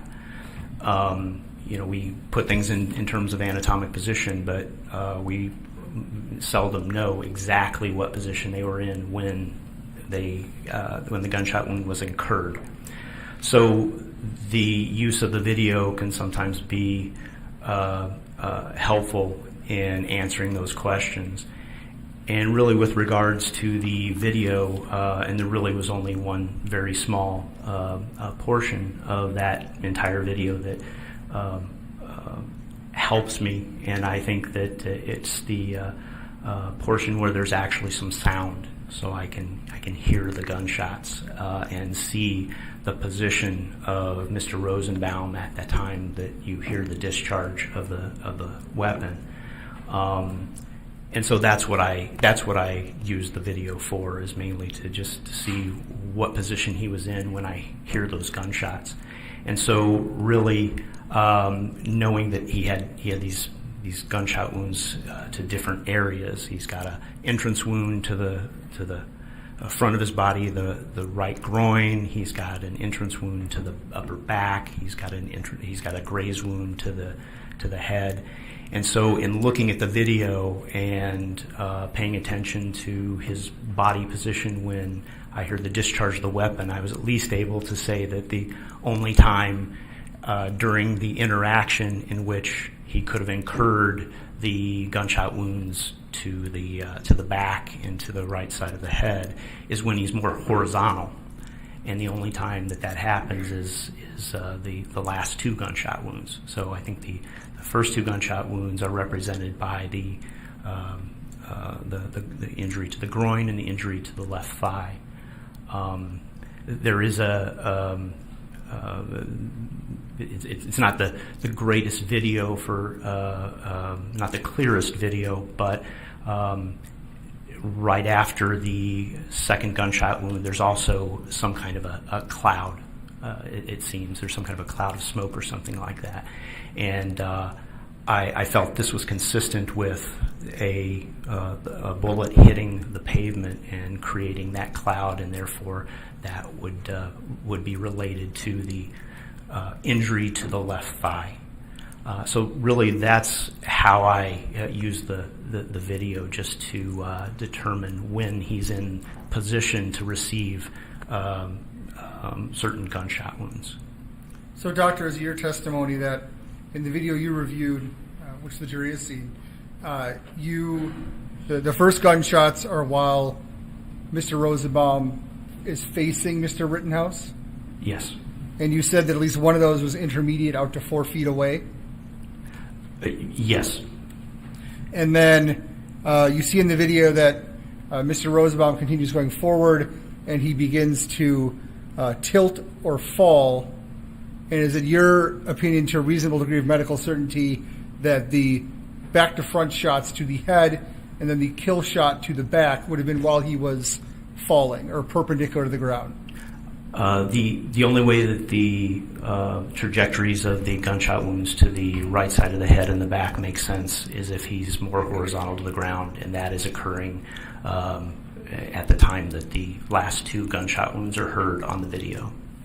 Doctor, in to the best of your medical knowledge and opinion, if an individual is moving forward and they sustain that injury that entered by the groin and went to the hip, could that cause them to fold forward and kind of move forward or move down in a downward position? That's possible. There's a very complex fracture involving the right side of the pelvis, which may make the pelvis and the right leg more unstable, but all I can say is that that's a possibility.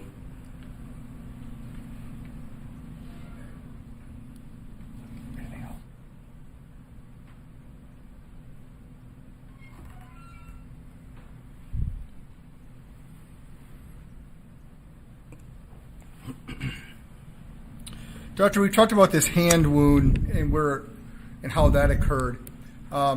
If someone is pointing a rifle at you, an AR-15, do you have an explanation of how that hand could be positioned that would result in the injury shown, and then also perhaps the injury to the thigh from that same round? Well, as I said, this is a close range injury, and so his hand is in close proximity or in contact with the end of that rifle. So you can kind of think of it in your head. You know, if if you put the end of the rifle close to that trajectory through his hand, you move the hand around. You can put it in different relationships to the body that can explain that. Typically, by turning the palm towards the ground, it would make sense that it could go through the hand, hit the ground, and then create the injuries to the left side of the thigh. So it's consistent that the hand with the palm was to the ground, and then it would have entered by the middle finger, gone through, and then exited the end of the index finger, and then hit the ground? Yes.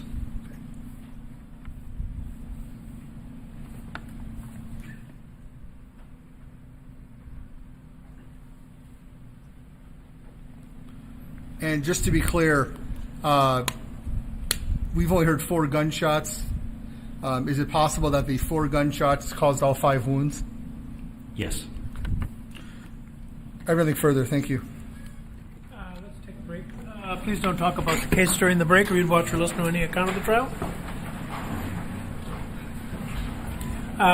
Let's aim for actual time of 11 o'clock.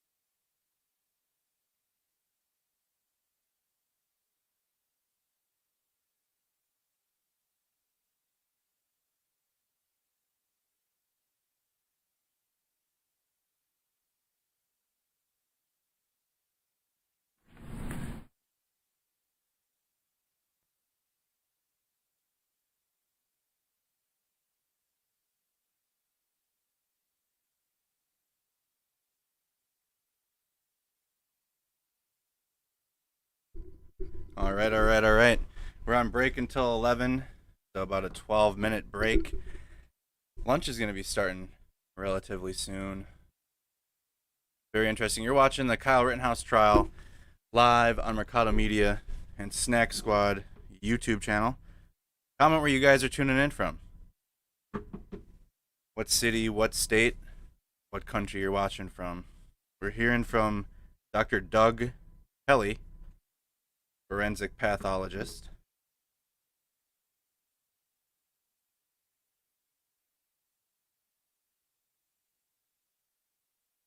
So, Dr. Kelly testifies that Rosenbaum was likely shot in the hand and pelvis first.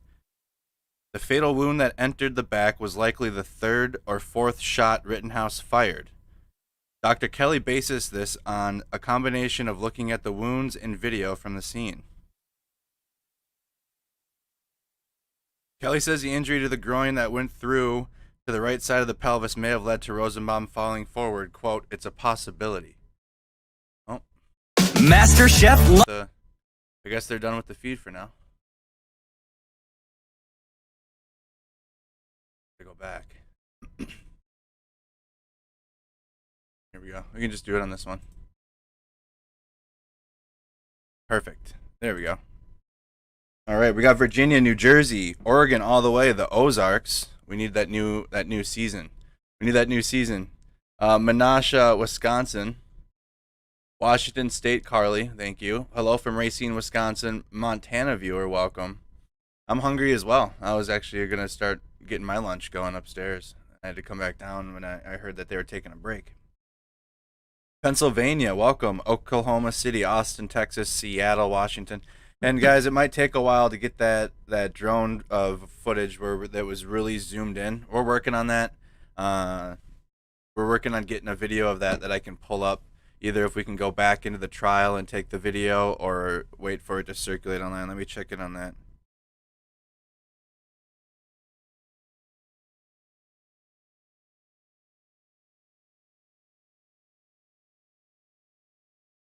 The Bay Area, Racine, Wisconsin, Limestone, Maine. So, consistently said, from what the doctor said, it sounds like the shot to the groin pelvis was the first shot fired, as it's the only one not listed as close range and instead as intermediate range. Yeah, YouTube and Facebook have been safe for the graphic content thus far. I haven't tried Twitch yet. Ireland, welcome. Ireland, Mississippi. Hey Ballard, thank you so much. Hello, how are you doing? Burbank, California. North Dakota. Cass Lake, Minnesota. Racine, Wisconsin. All right. Kenosha. We got Kenosha in the chat.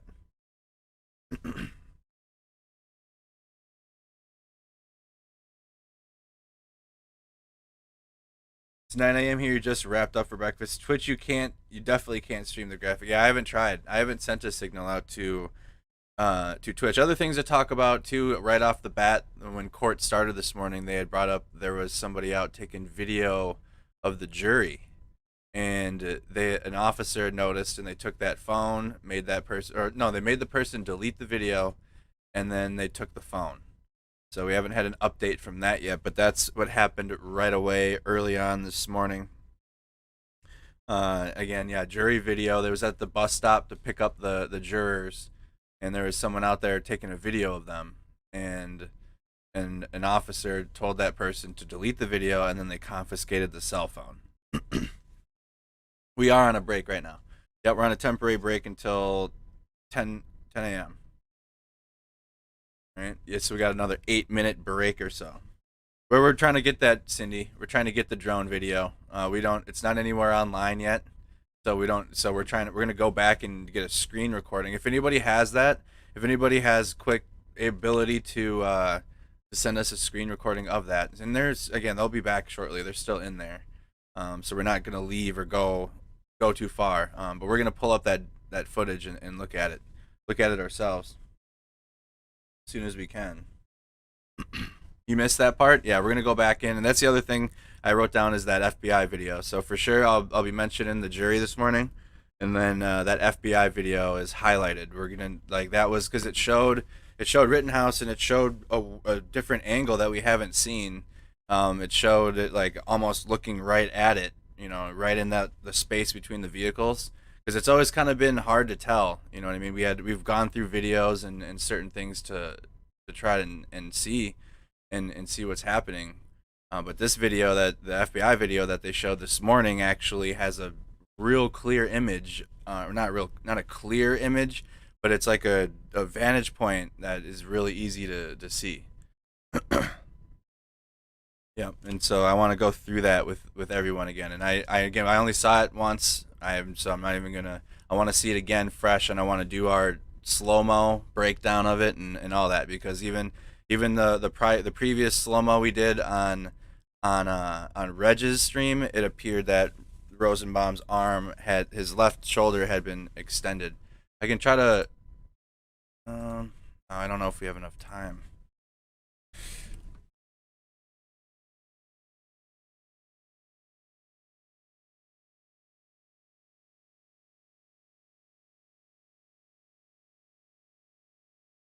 I'm gonna try to pull up the Reg video, see if we have time for that. Hopefully the doctor gets something to drink. Any questions in the chat? This is an interactive live stream. So far this doctor is probably the only solid witness the prosecution's brought forth to this point. Oh, thank you so much. I'm going to pull up the one where we slowed down Reg's timestamp while we wait. We got 5 minutes, according to the judge. We got 5 minutes. Let's pull this up while we're waiting. And we are getting that in the works, that FBI drone footage now. We're going to do it ourselves. There isn't any video online yet. I understand it. Okay. So here's the event from, again, Reg Life's perspective of that night. We're going to play it in full speed. And then the FBI footage is like right over the cars. It's So you see feel it me? a lot clearer. The white boys that are yelling at you, those are Antifa. They got a grip of Antifa that's trying to get very organized to burn shit down. So, hey, Twin Cities, send it into our Discord then. If there's already video of it online, if you guys, we're not above the chat here. If you guys have information and you want to share it, this is the true social media. Like that's Mercado Media is a social media. So I read the chat. If you have information, if you have those videos, send it where we can see it and we can pull it up. If you have that, so join the Snack Squad Discord. So if that video is in Discord, join our Snack Squad Discord so you can drop the link to it in the Kyle Rittenhouse discussion feed. That would be great. Thank you so much. Again, we're watching the seal. hey, you guys, you can only watch it from over here, man. You can't really be that close up.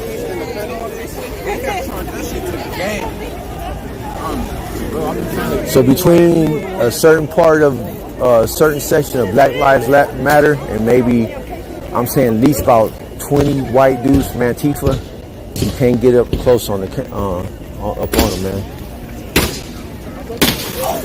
They just made an example out of that guy, and I'm trying to help him out. So the white dude I was just talking to, or whatever he is right here, he just got his phone slapped. He got his phone slapped out on him and socked at the same time. This dude right here, walking away. This dude right here got his phone slapped and blindsided.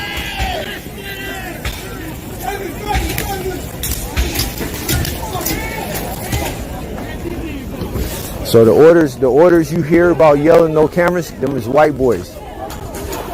Yeah, that's Antifa, man. Oh, he got a gun, baby. Ooh, they shooting.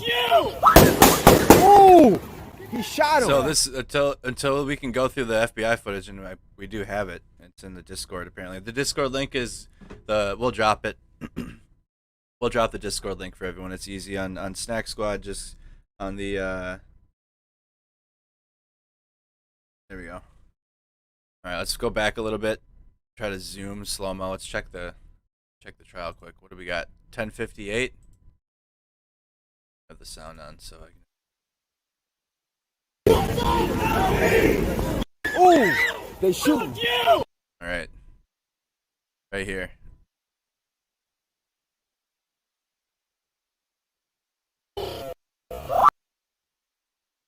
So this is. Let's see here. That's the first shot again. Again, it's 3:59:09. Now I remember the timestamp because we went over it so much. 3:59:09 is this angle's timestamp. You just posted it again. Thank you, Twin City Mods. So check the Snack Squad Discord. Actually, hold on. Is it the FBI video that we watched today in court though? That's the one thing I need to know. Is it the same one that we just watched right now? Let's see if this is the one. Oh no, that's not the one I'm talking about. I'm talking about that drone footage we watched. No. Yeah, not that one. Talking about the drone footage that we saw this morning. It was new footage that no one's seen before. That's why everyone's asking about it. So we're gonna get that. We're gonna get a screen recording of it and bring it up. No, It's not thermal. It's not a thermal video. It's the one. So like if you're watching the screen, there's a camera like right here that looks directly down on the cars. It was clear. It was close up and we could see it pretty close. But I want to watch that again and slow it down. But that was from this morning. But that's not the Proceedic video from Twitter. That's not the one I'm talking about. Any other questions? FBI? Yeah, it does. It has a clear image of this right here. That's why the defense's response to the line of questioning was bringing in question how much frames per second it is. And this is Reg Life's video, and this is the closest vantage point. Oops. You could see to it until we can pull up this video. Oh no, we're not getting. No, I want one fluid stream. We'll find it. We have it. We're working on that part right now.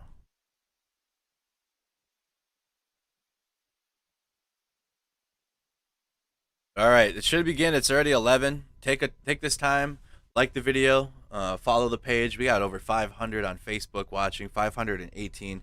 YouTube always is holding it down. 527 on YouTube. YouTube's been taken over lately. It looks like Facebook.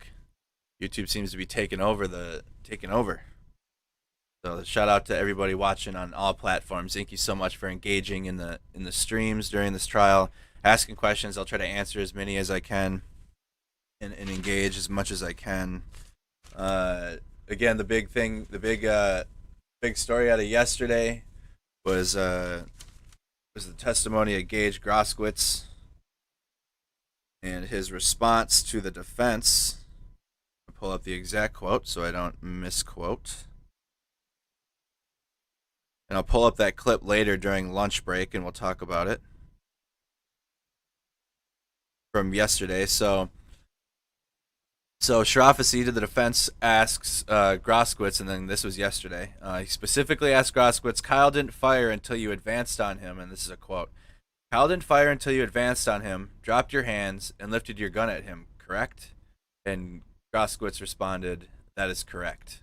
And then the courtroom went dead silent, and then you could see just the prosecution.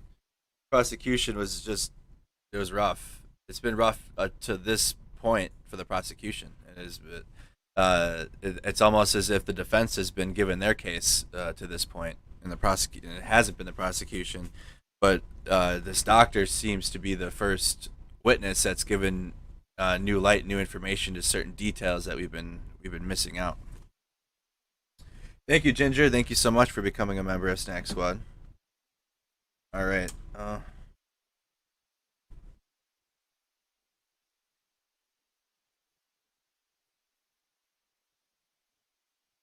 Is that the one I'm talking about, though?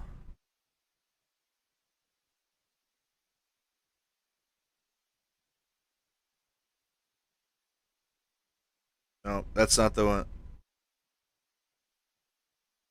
No, that's not it. No, it's a video of, like, you can see the Rittenhouse like turn around and Rosenbaum's right there. It's like a close up video of that right there. We saw that right after that part. So I got the drone footage. The drone footage doesn't even really show nothing. It's kind of like way far back and it just kind of pans for a second. But there's a specific video I'm talking about in the chat. I know you guys know what I'm talking about. It's the video that they showed after that.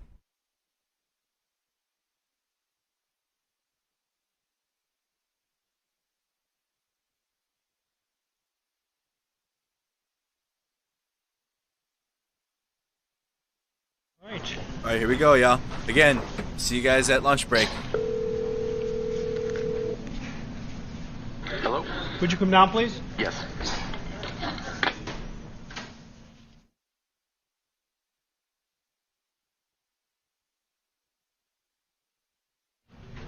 By the time they're down, I'm sure you will. Pardon me? By the time they're down, I'm sure you will. Okay.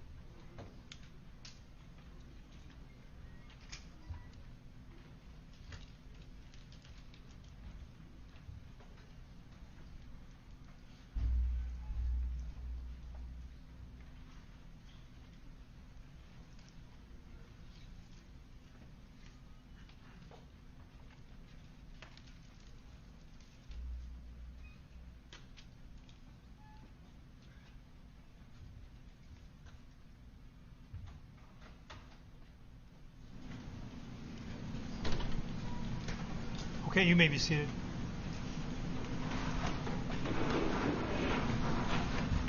Yeah.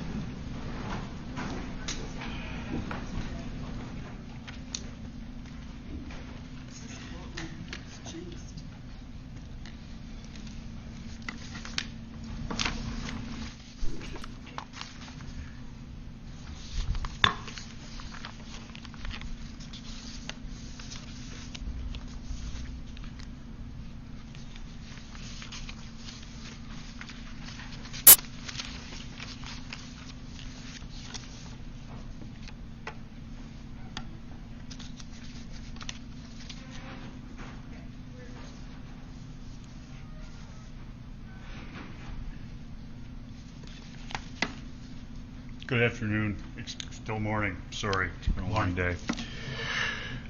Doctor, talking about generally stippling, stifling, comes if this, I'm holding up the pointer, the back end of the pointer, the thick end, the barrel of the gun here. Do we have agreement with that? Yes. If this gun fires a projectile, the first thing that comes out, and I'm not saying in order, but what would show nearness is soot stippling, correct? Correct. And then further out would be gunpowder stippling. Yes, soot and then gunpowder. Okay, and in the soot stippling, it has to be, generally speaking, as you said, either in contact or within a foot. Yes, it's within a few inches. It's very close. Okay, and when you looked at the state's exhibit, you said it was either very close or in contact, and we're talking about the hand wound. Yes, it could be within that range, okay. So it could have been in contact. Okay, and as I said, if this is the barrel of the gun, this is my left hand, the barrel of the gun had to be somewhere in this area, correct? That's correct. Now, the soot stippling, and I'm pointing with the pointer to my baby finger, there is no soot stippling here, correct? I believe that's correct, yes. Okay. The bulk of it starts between what would be the ring and commonly referred to as middle finger? Yes. Okay, so that means the barrel of the gun, if not touching, would have been like this. It's in that location, that's okay. Correct. So that hand was over the barrel of Mr. Rittenhouse's gun when his hand was shot. That makes sense. Okay, and the bullet goes into the fingers and then out through here. And I'm showing the fat part of the in between my index and thumb. Yes, the exit is to the index finger, but it's on the back of the lateral side of that finger, yes. And exhibit 105, please.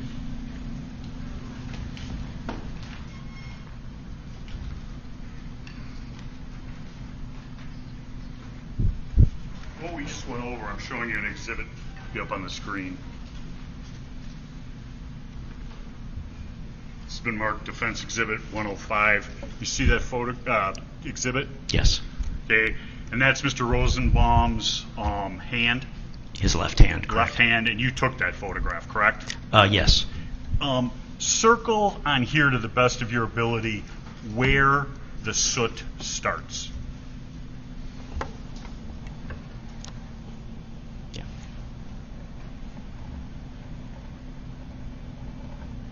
Okay. Can you draw a line off of there into where it can be seen and then just put your initials?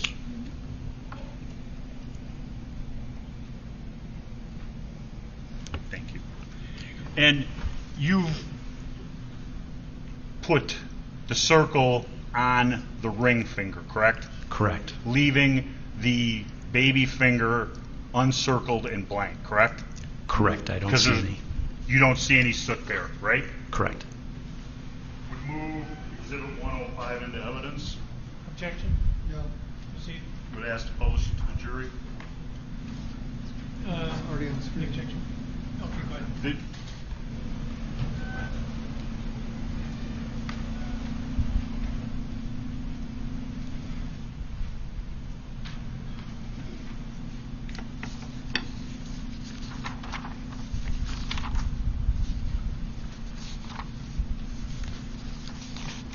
Now, you would agree that this shooting of Mr. Rosenbaum, which is captured partially on video, is a dynamic situation, correct? Correct. And if the furthest he was away with the stifling that you see in the wounds was 4 feet and closing, that goes very quickly, correct? If someone's running at you? Yes. Okay. And 4 feet, correct me if I'm wrong, is about from me to you away. That's about correct. And if I had my hands out, I'm even closer, correct? Yes. If I'm lunging, and going for your gun, which is an extension away from your body, closer still. Yes.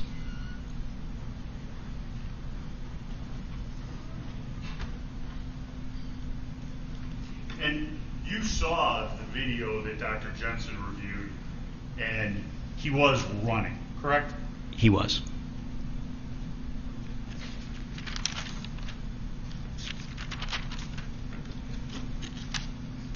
The wound in the back, when you talk about, I cannot say that word, anatomically correct position? Atomic position, yes. That's, as I'm standing here before you, standing straight, with you said palms forward. Correct, anatomic position. Okay. I think you had me doing it. Okay.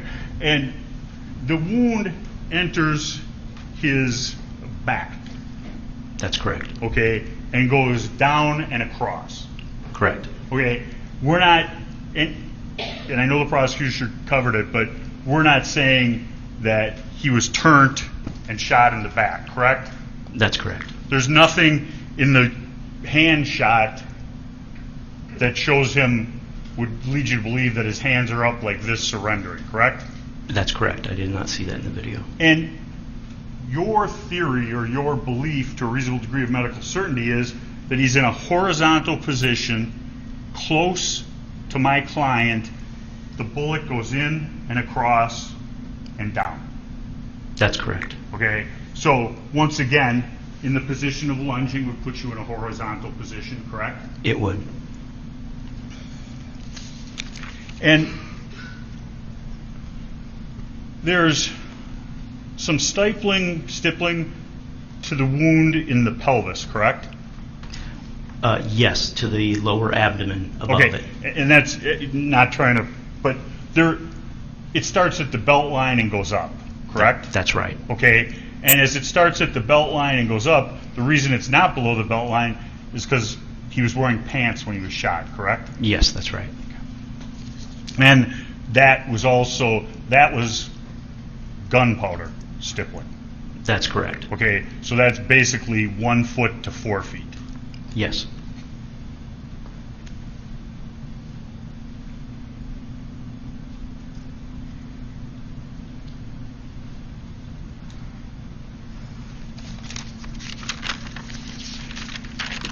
And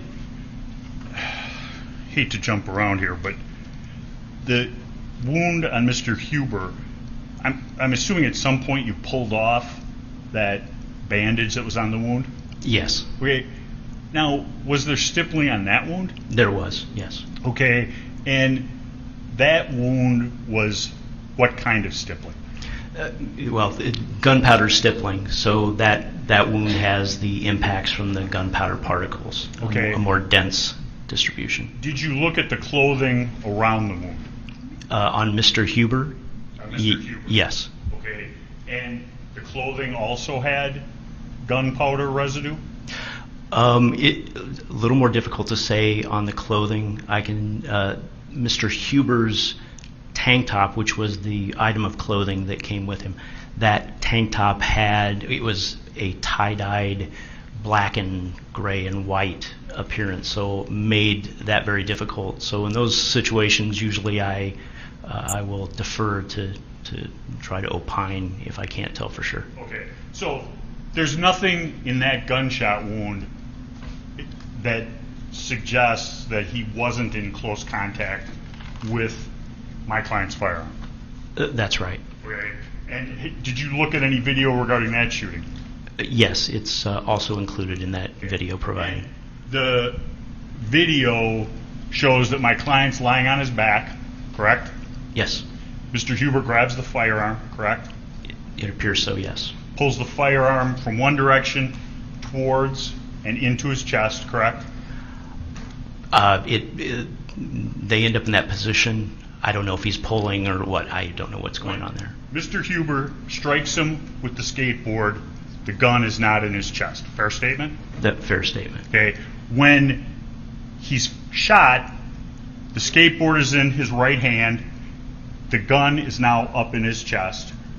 However, Jack, these are conclusions based on I'm asking if his wound is consistent with this scenario. Go ahead. Finish your question. Okay. I'll start over. Mr. Huber, you see him hit my client in the head with a skateboard, correct? Yes. Sure. And The objection? These are conclusions that Mr. Huber hit or did anything is central to this case. These are not conclusions that anyone can make but the jury. He said, the doctor said he watched the video, and so I'm assuming that that's his knowledge base, and you can redirect on the subject if you want. I'll start again, sir. There is a blow from Mr. Huber to my client's head with a skateboard, correct? Yes, the skateboard makes contact with Mr. He swings the skateboard with his right hand into my client's back neck range, correct? I'm not sure where it makes impact, but You see an impact. yeah, it makes contact. And he reaches down with his left hand, seeming to grab my client's gun, correct? Yes. When he puts his hand on the gun, the barrel is not pointing in his chest, correct? I don't recall, but I don't think so. Okay. And through whatever movement between my client and Mr. Huber, the gun barrel ends up, which would be right about here. It does. Okay? And there's a gunshot, correct? Yes. And that gun is touching his clothes. It's in intermediate range. It's So, closer. And define intermediate range for me, please. Well, again, we've talked about how intermediate range injuries can be within 4 feet, but it obviously from the video it's closer than that. But I can't say whether the muzzle was in contact with his clothing. Through the type of stippling that you have on the Huber wound, you know it's less than 4 feet. Fair statement? That's a fair statement. Through independent evidence, which you review as a forensic pathologist / investigator, the video evidence establishes closer. It does.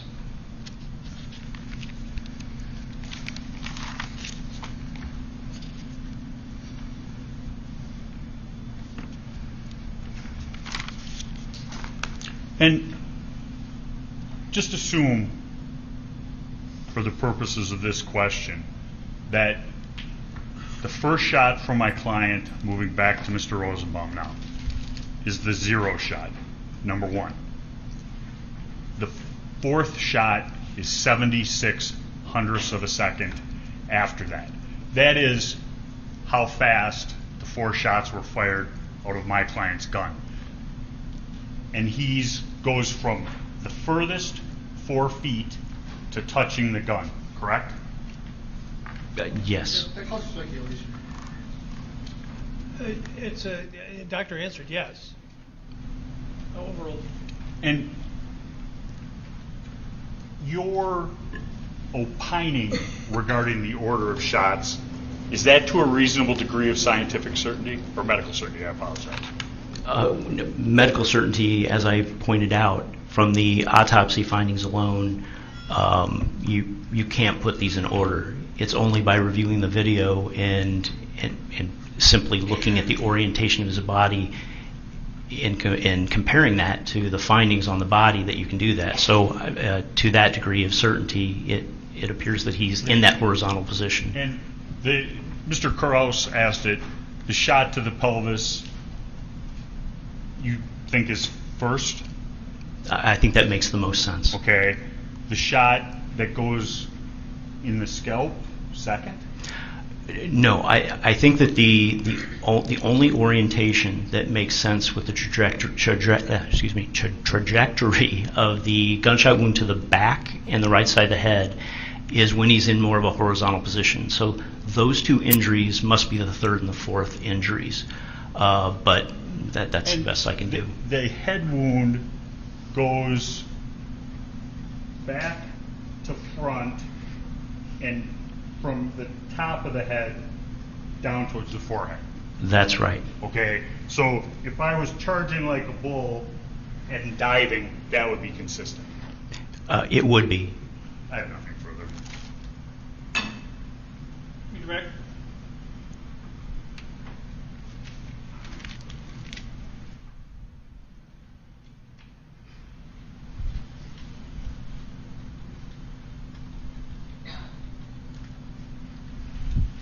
Doctor, the injuries you noted, they'd also be consistent with falling after being struck in the hip? Yes. So if Mr. Rosenbaum was struck in the hip, that to say, his momentum kept carrying him forward, he was falling, the other 3 shots could have been as he was falling? That's possible too. It's consistent with that? It is. What is a muzzle stamp? Well, a muzzle stamp is what we briefly talked about earlier with contact gunshot wounds, and if the energy of the bullet entering the body causes the skin to smack against the muzzle of the gun, it can leave an abrasion, even a patterned abrasion in the shape of the muzzle of the gun on the skin. And so a muzzle stamp is a term that's used for a contact abrasion that's associated with a contact gunshot wound. And the reason why, when we talked about a close range wound to the hand, the reason why we didn't talk about that, although it could be in close range like that, is because the skin of the palm is much thicker, and it very seldom, if ever, allows for a muzzle stamp or an abrasion of that sort. Certainly not like you would see with a contact wound to the head or to the chest. So there was no muzzle stamp in this case? No. Okay, I'd like to ask Investigator Stu to pull up Exhibit 41, but as we're doing that,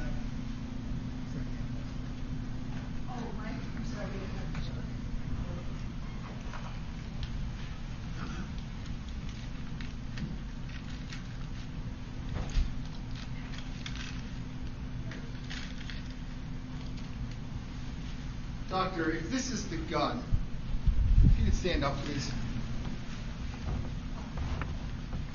If I'm holding a rifle, let's just say that I've shot you in the hip, how does it make sense that the gunshot to the hand occurs in the trajectory you indicated?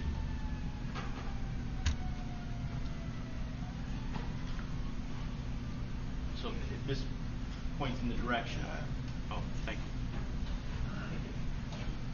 You can use Here's stand back there. Hold that. No, I know, I'm fine here.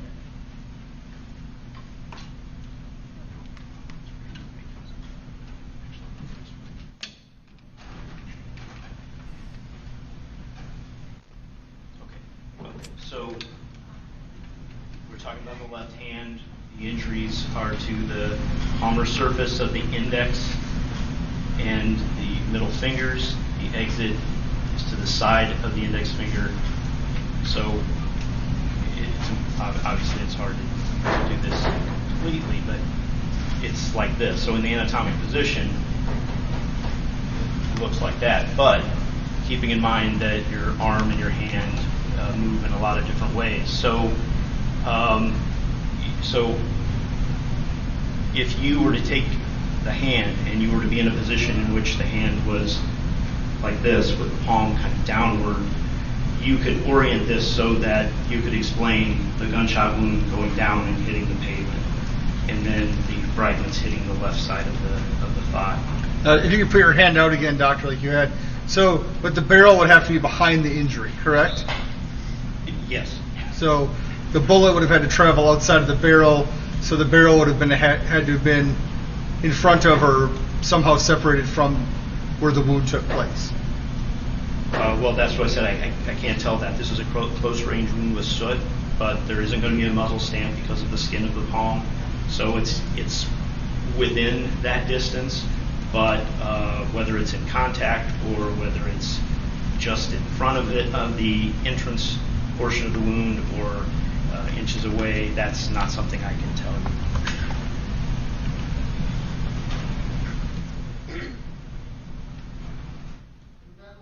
investigation you just indicated be consistent with swiping something away? Swiping a barrel away? I can't tell you what he was doing at the time that happened. All I can tell you is that at the time of the discharge of the weapon and the traveling of that bullet into his hand, this is the trajectory that it took through his hand. I can't tell you what he was doing at the time, and I can't see it on the video. The video is not good enough for that. Exhibit 41, please.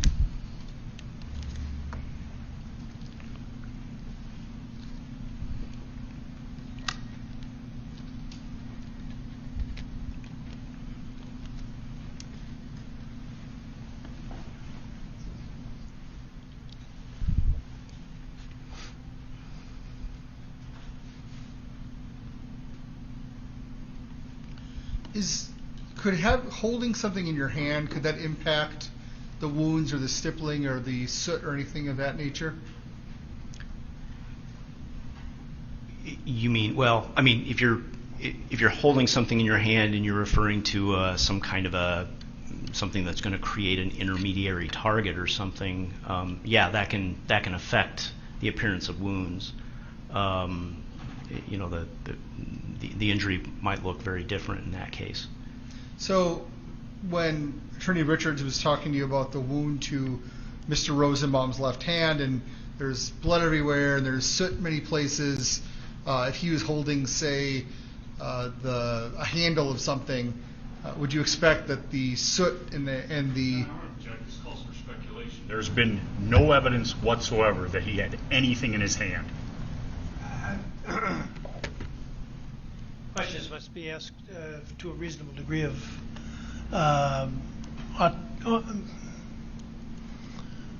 post-mortem autopsy certitude. Would that be a fair way to put it? I'm not really sure I understand the question. You're not the first.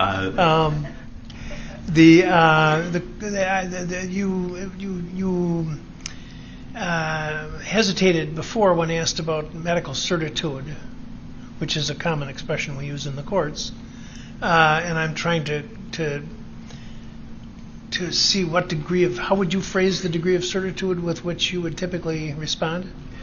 Well, I can testify to a reasonable degree of medical certainty when I'm using the autopsy findings and the meaning of those in reference to the injuries. I've seen the video. As I have testified, I discussed the video with regards to his position when I heard the gunshot wounds discharge. I can't really see what's going on in front of him at those times. So when the questions are going into those specifics, I don't think I can answer those from the video that I watched. So I think I'm trying to be careful not to evaluate that video more than I used it for, which is to determine what position he was in when those gunshot wounds were received. Why don't you rephrase your question?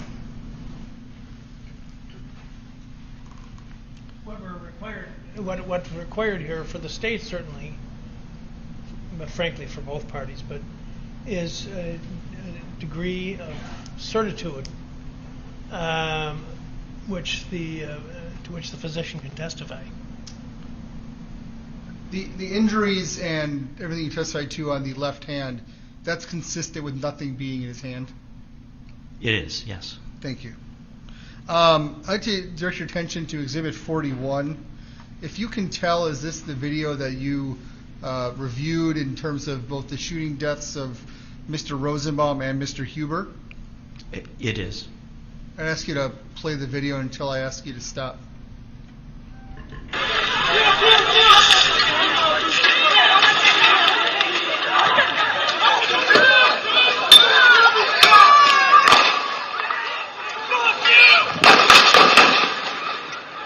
Hey!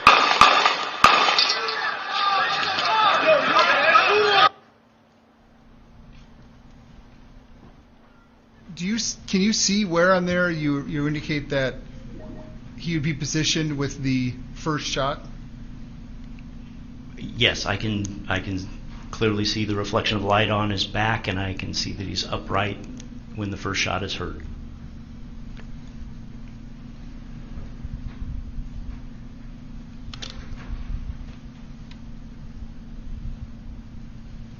So that would not be consistent with the shot to the hand? No, I think that's. I think that placing the hand in that position would affect the gunpowder stippling to his lower abdomen. So I don't think the hand is involved in that first shot. So, to best of your, so it's consistent that the first shot is to the hip. That's what I think. Yes. And then the second shot would be to the hand. Yes. And then the third or fourth shot, can you order those any more specifically? No. But they would be as he's in a horizontal position, perhaps falling after being struck in the hip. That's right. Let's show Exhibit 86, please.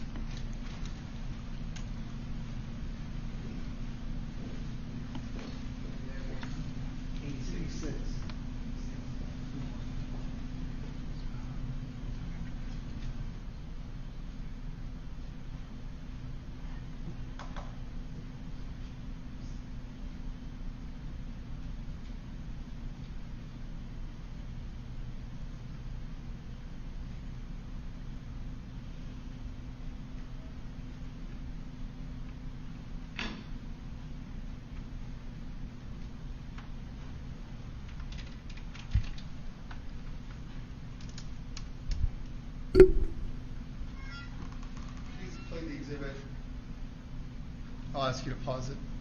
Oh, this is the video. Pause. Doctor, did you see that large amount of smoke that was emitted from the gun? Yes. Now, with that amount of smoke out of an AR-15, would that impact how far the stippling may occur? Would the smoke impact? The large amount of smoke. Would the stippling go further out than the 4 feet? No, I don't think there's not a relationship there. The stippling is the gunpowder particles that are flying through the air and dispersing as they travel. The smoke is the smoke and soot from the barrel of the gun. Does the amount of gunpowder matter in the stippling? Well, yes. I'm sorry, go ahead. Well, I was just going to say it does. I mean, there's the number of gunpowder particles that leave the barrel of the gun are not predictable, certainly, but they will travel in a dense group and then disperse as they get farther away, with more and more falling to the side until none have the energy to create stippling to the skin. Now, when you see that large puff of smoke, you said that would be that is what would potentially leave soot on a individual? My presumption is that soot, that puff was the smoke and soot from the end of the gun. So with that large amount of soot, would it be possible to deposit soot further out than just a few inches? I don't know if I can answer that question. Test firing the weapon, you might be able to derive more information, but certainly soot's not very aerodynamic. It doesn't travel very far. Now, Attorney Richards did a demonstration with you where he stood about 4 feet away and talked about the intermediate range. Now, I'm talking about intermediate range. You're talking about feet from the barrel of the gun, not from the shooter? Correct. To be specific, the injuries that we're talking about are from the barrel of the gun to the surface that they make impact with. So the surface of the body in this case.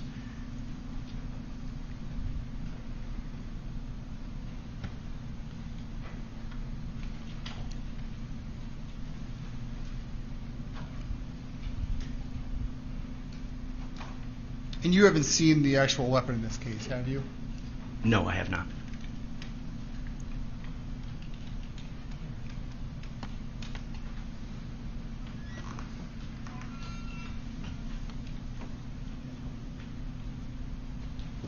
the stand over there. Oh, it's in the stand. Oh.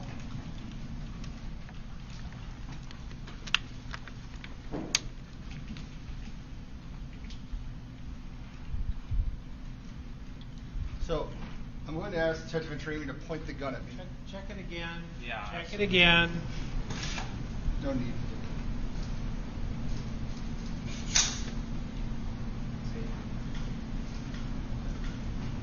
Show you. Empty. Goes against every training I've ever had. So if he was to point the gun at me, I'd have to be 4 feet from the barrel of this gun, or 1 to 4 feet to generate the stippling you're talking about? Inside of 4 feet, like I said, that's an outside number. Is that approximately where I would be right now? It's about 4 feet, maybe a little closer. I'll get a ruler. If that's more than 4 feet. It would be my impression that is a greater distance than 4 feet. Well, I'm not bad at distances. Is this 4 feet approximately? It's a little hard to tell, but you're closer. You're probably about 4 feet there. More than one of my arm's lengths anyway? More than one of your arm's length. Thank you.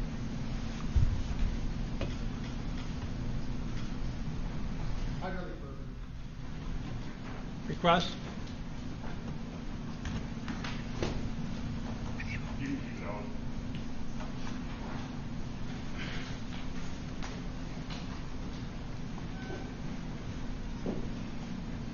Doctor, the soot is within 6 inches, correct? The soot stippling?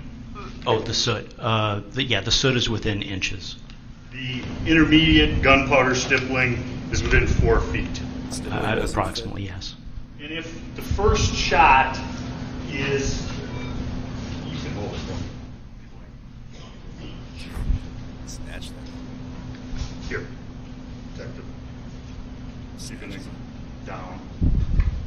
If this is the barrel of the gun and the 0 shot is the first shot, and somewhere from, and I'm not as good as or as bad, I don't know, but let's say this is about 4 feet of the barrel of the gun.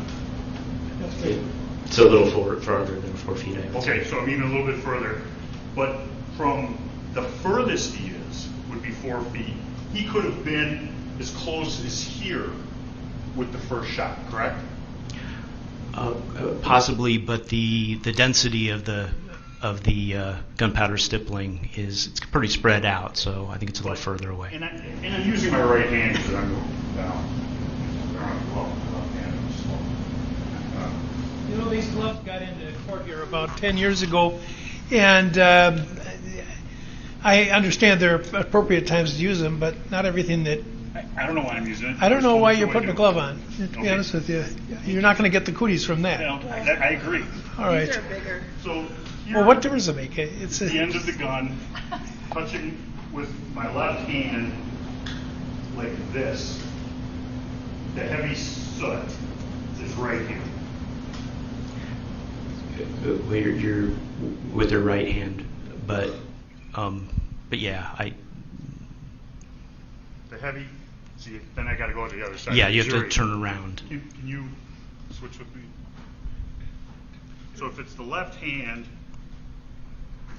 we're going to go like right. Can you see this, doctor? You actually have to turn your hand over. Over? Like this? Nope. Go the opposite direction, like this. Like. There you go. Okay. And you would then come in approximately here. That's the entry point to the hand, yes. Exiting where I'm pointing with my index finger. Correct. And the reason there's no soot stippling here is because it's past where fire comes up. I can only say that there's no soot there. Okay. There's no soot. Okay. I know these people are here for news purposes, the photographers, but I actually think for purposes of the record, I'd like them to come up and get a closer shot.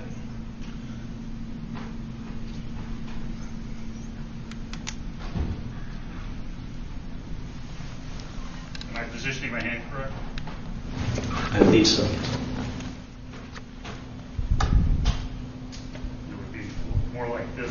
exit wound right here, as I pointed to. Yes. And just so the record's clear, my hand is touching the end of the barrel. Your hand is now touching the barrel. Okay. And if my hand were in front of the barrel, there would be soot here. And I'm pointing now to, what would you call this part of the body, sir? I would call it the outside of the pinky finger, so that it's understandable. The outside of the pinky finger, if my hand was in front of the barrel, the heaviest soot would be in that location, correct? You would expect soot in that location.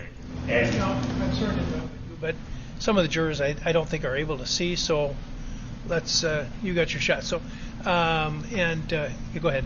the pinky finger, once again illustrating the side of my hand, if it was in front of the barrel, as it's now depicted, the heaviest soot would be here. You would expect some soot on that side of the hand. And there is. And I didn't see any. I don't know. Would you send copies of those photos? Send copies of those photos to the clerk, please. Send copies of those photos to the clerk. Thank you.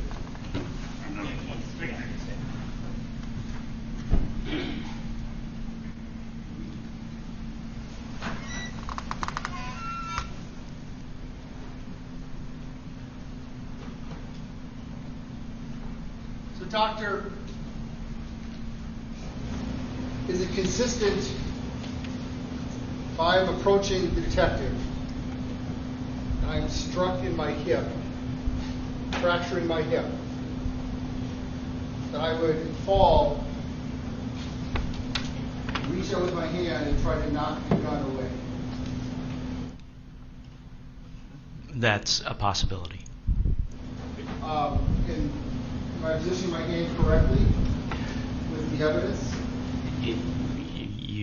Your hand is, you put your hand over. Well, we don't know if it's over, so Like this. Well, just in a position so that the soot is on the palmar surface. Like this? Like this.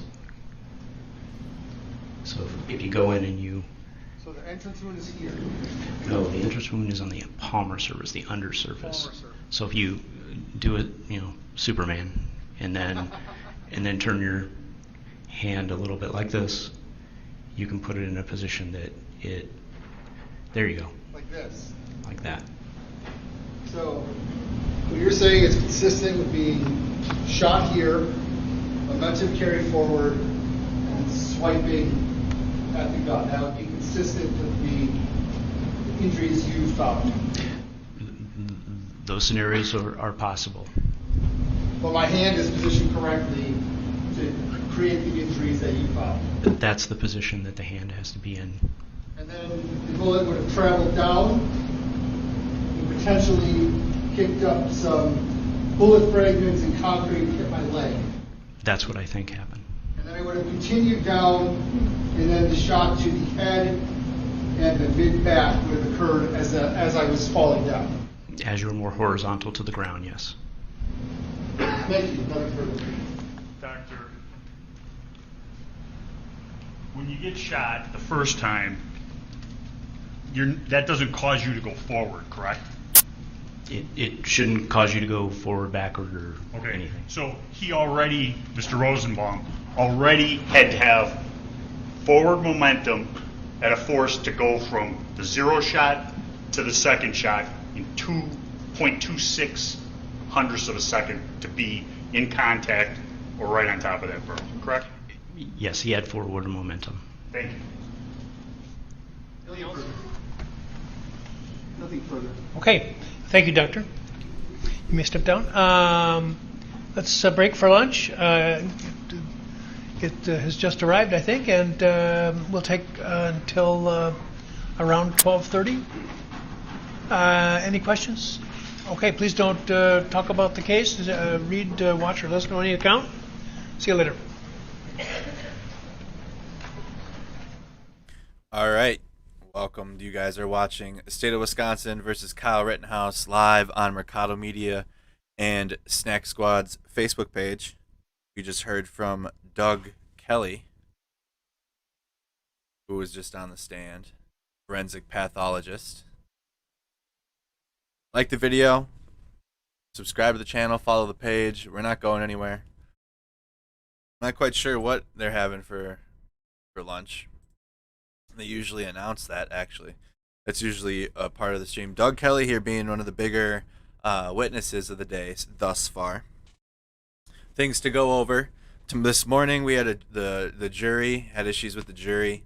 There was somebody out near the bus stop and they were taking video of the jury, and an officer had told that individual to delete the video, and then they confiscated the cell phone. The FBI video, which we do have now, we took a screen recording, got it ourselves. Save that. We can pull that up. Comment where you guys are tuning in from. Welcome. There it is. All right. So this is the video now that we got from the courtroom today. There isn't The more you see of the world. Thank you. There isn't a clean video yet online, but this is a screen recording from the trial today. So the hip was shot. He was shot in the hip first. That's what we learned. Rosenbaum was shot in the hip first, then he was shot in the hand, and the subsequent shots he wasn't able to clearly identify those. But the key words that Dr. Kelly said at the end was that Rosenbaum had forward momentum. He said that is correct when the defense asked at the end if Rosenbaum did have forward momentum towards the gun, and that is correct. That is what they were talking about. If he was in a horizontal position, so whether those shots were fired after he was going down or if he was lunging, so his body would be in a horizontal position while he's lunging. It's the hand and the stippling on the hand of the gun. But let's watch this video here of what we're going through this morning. Got Lena, Wisconsin. I'm just going to read some comments. Thank you so much, Dana. Thank you, Pierre, South Dakota, Eastern Kentucky, Upper Peninsula of Michigan, Winnipeg, Canada. Welcome. Is the stream doing good for everybody? It's not. Oh, are we losing people? Oh, we are having some frame issues. Oh, having some issues. Hold on. I see it. Having some issues. Hold on, everybody. It's lagging.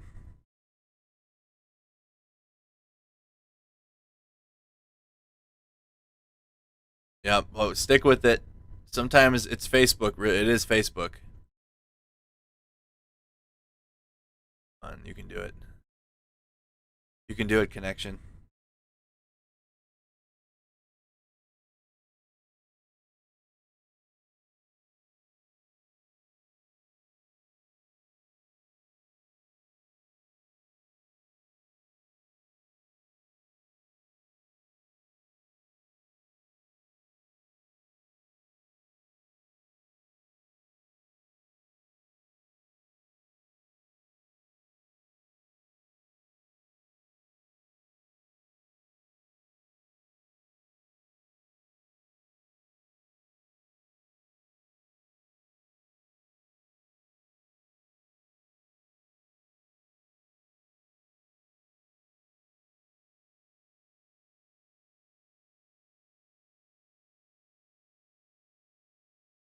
Oh no.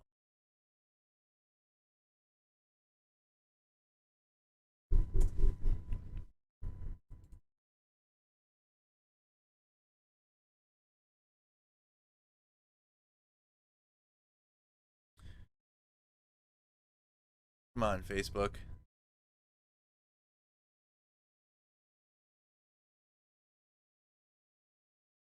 It's Facebook, y'all, that's struggling. It's good on YouTube. Facebook's having problems right now. Oh no. Sorry, it's the internet here.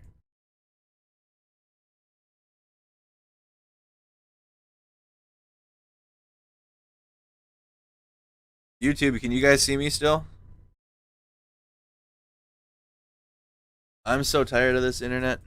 This dang internet that we gotta pay for. YouTube, can you guys hear me and see me still? Facebook, it's becoming a lost cause.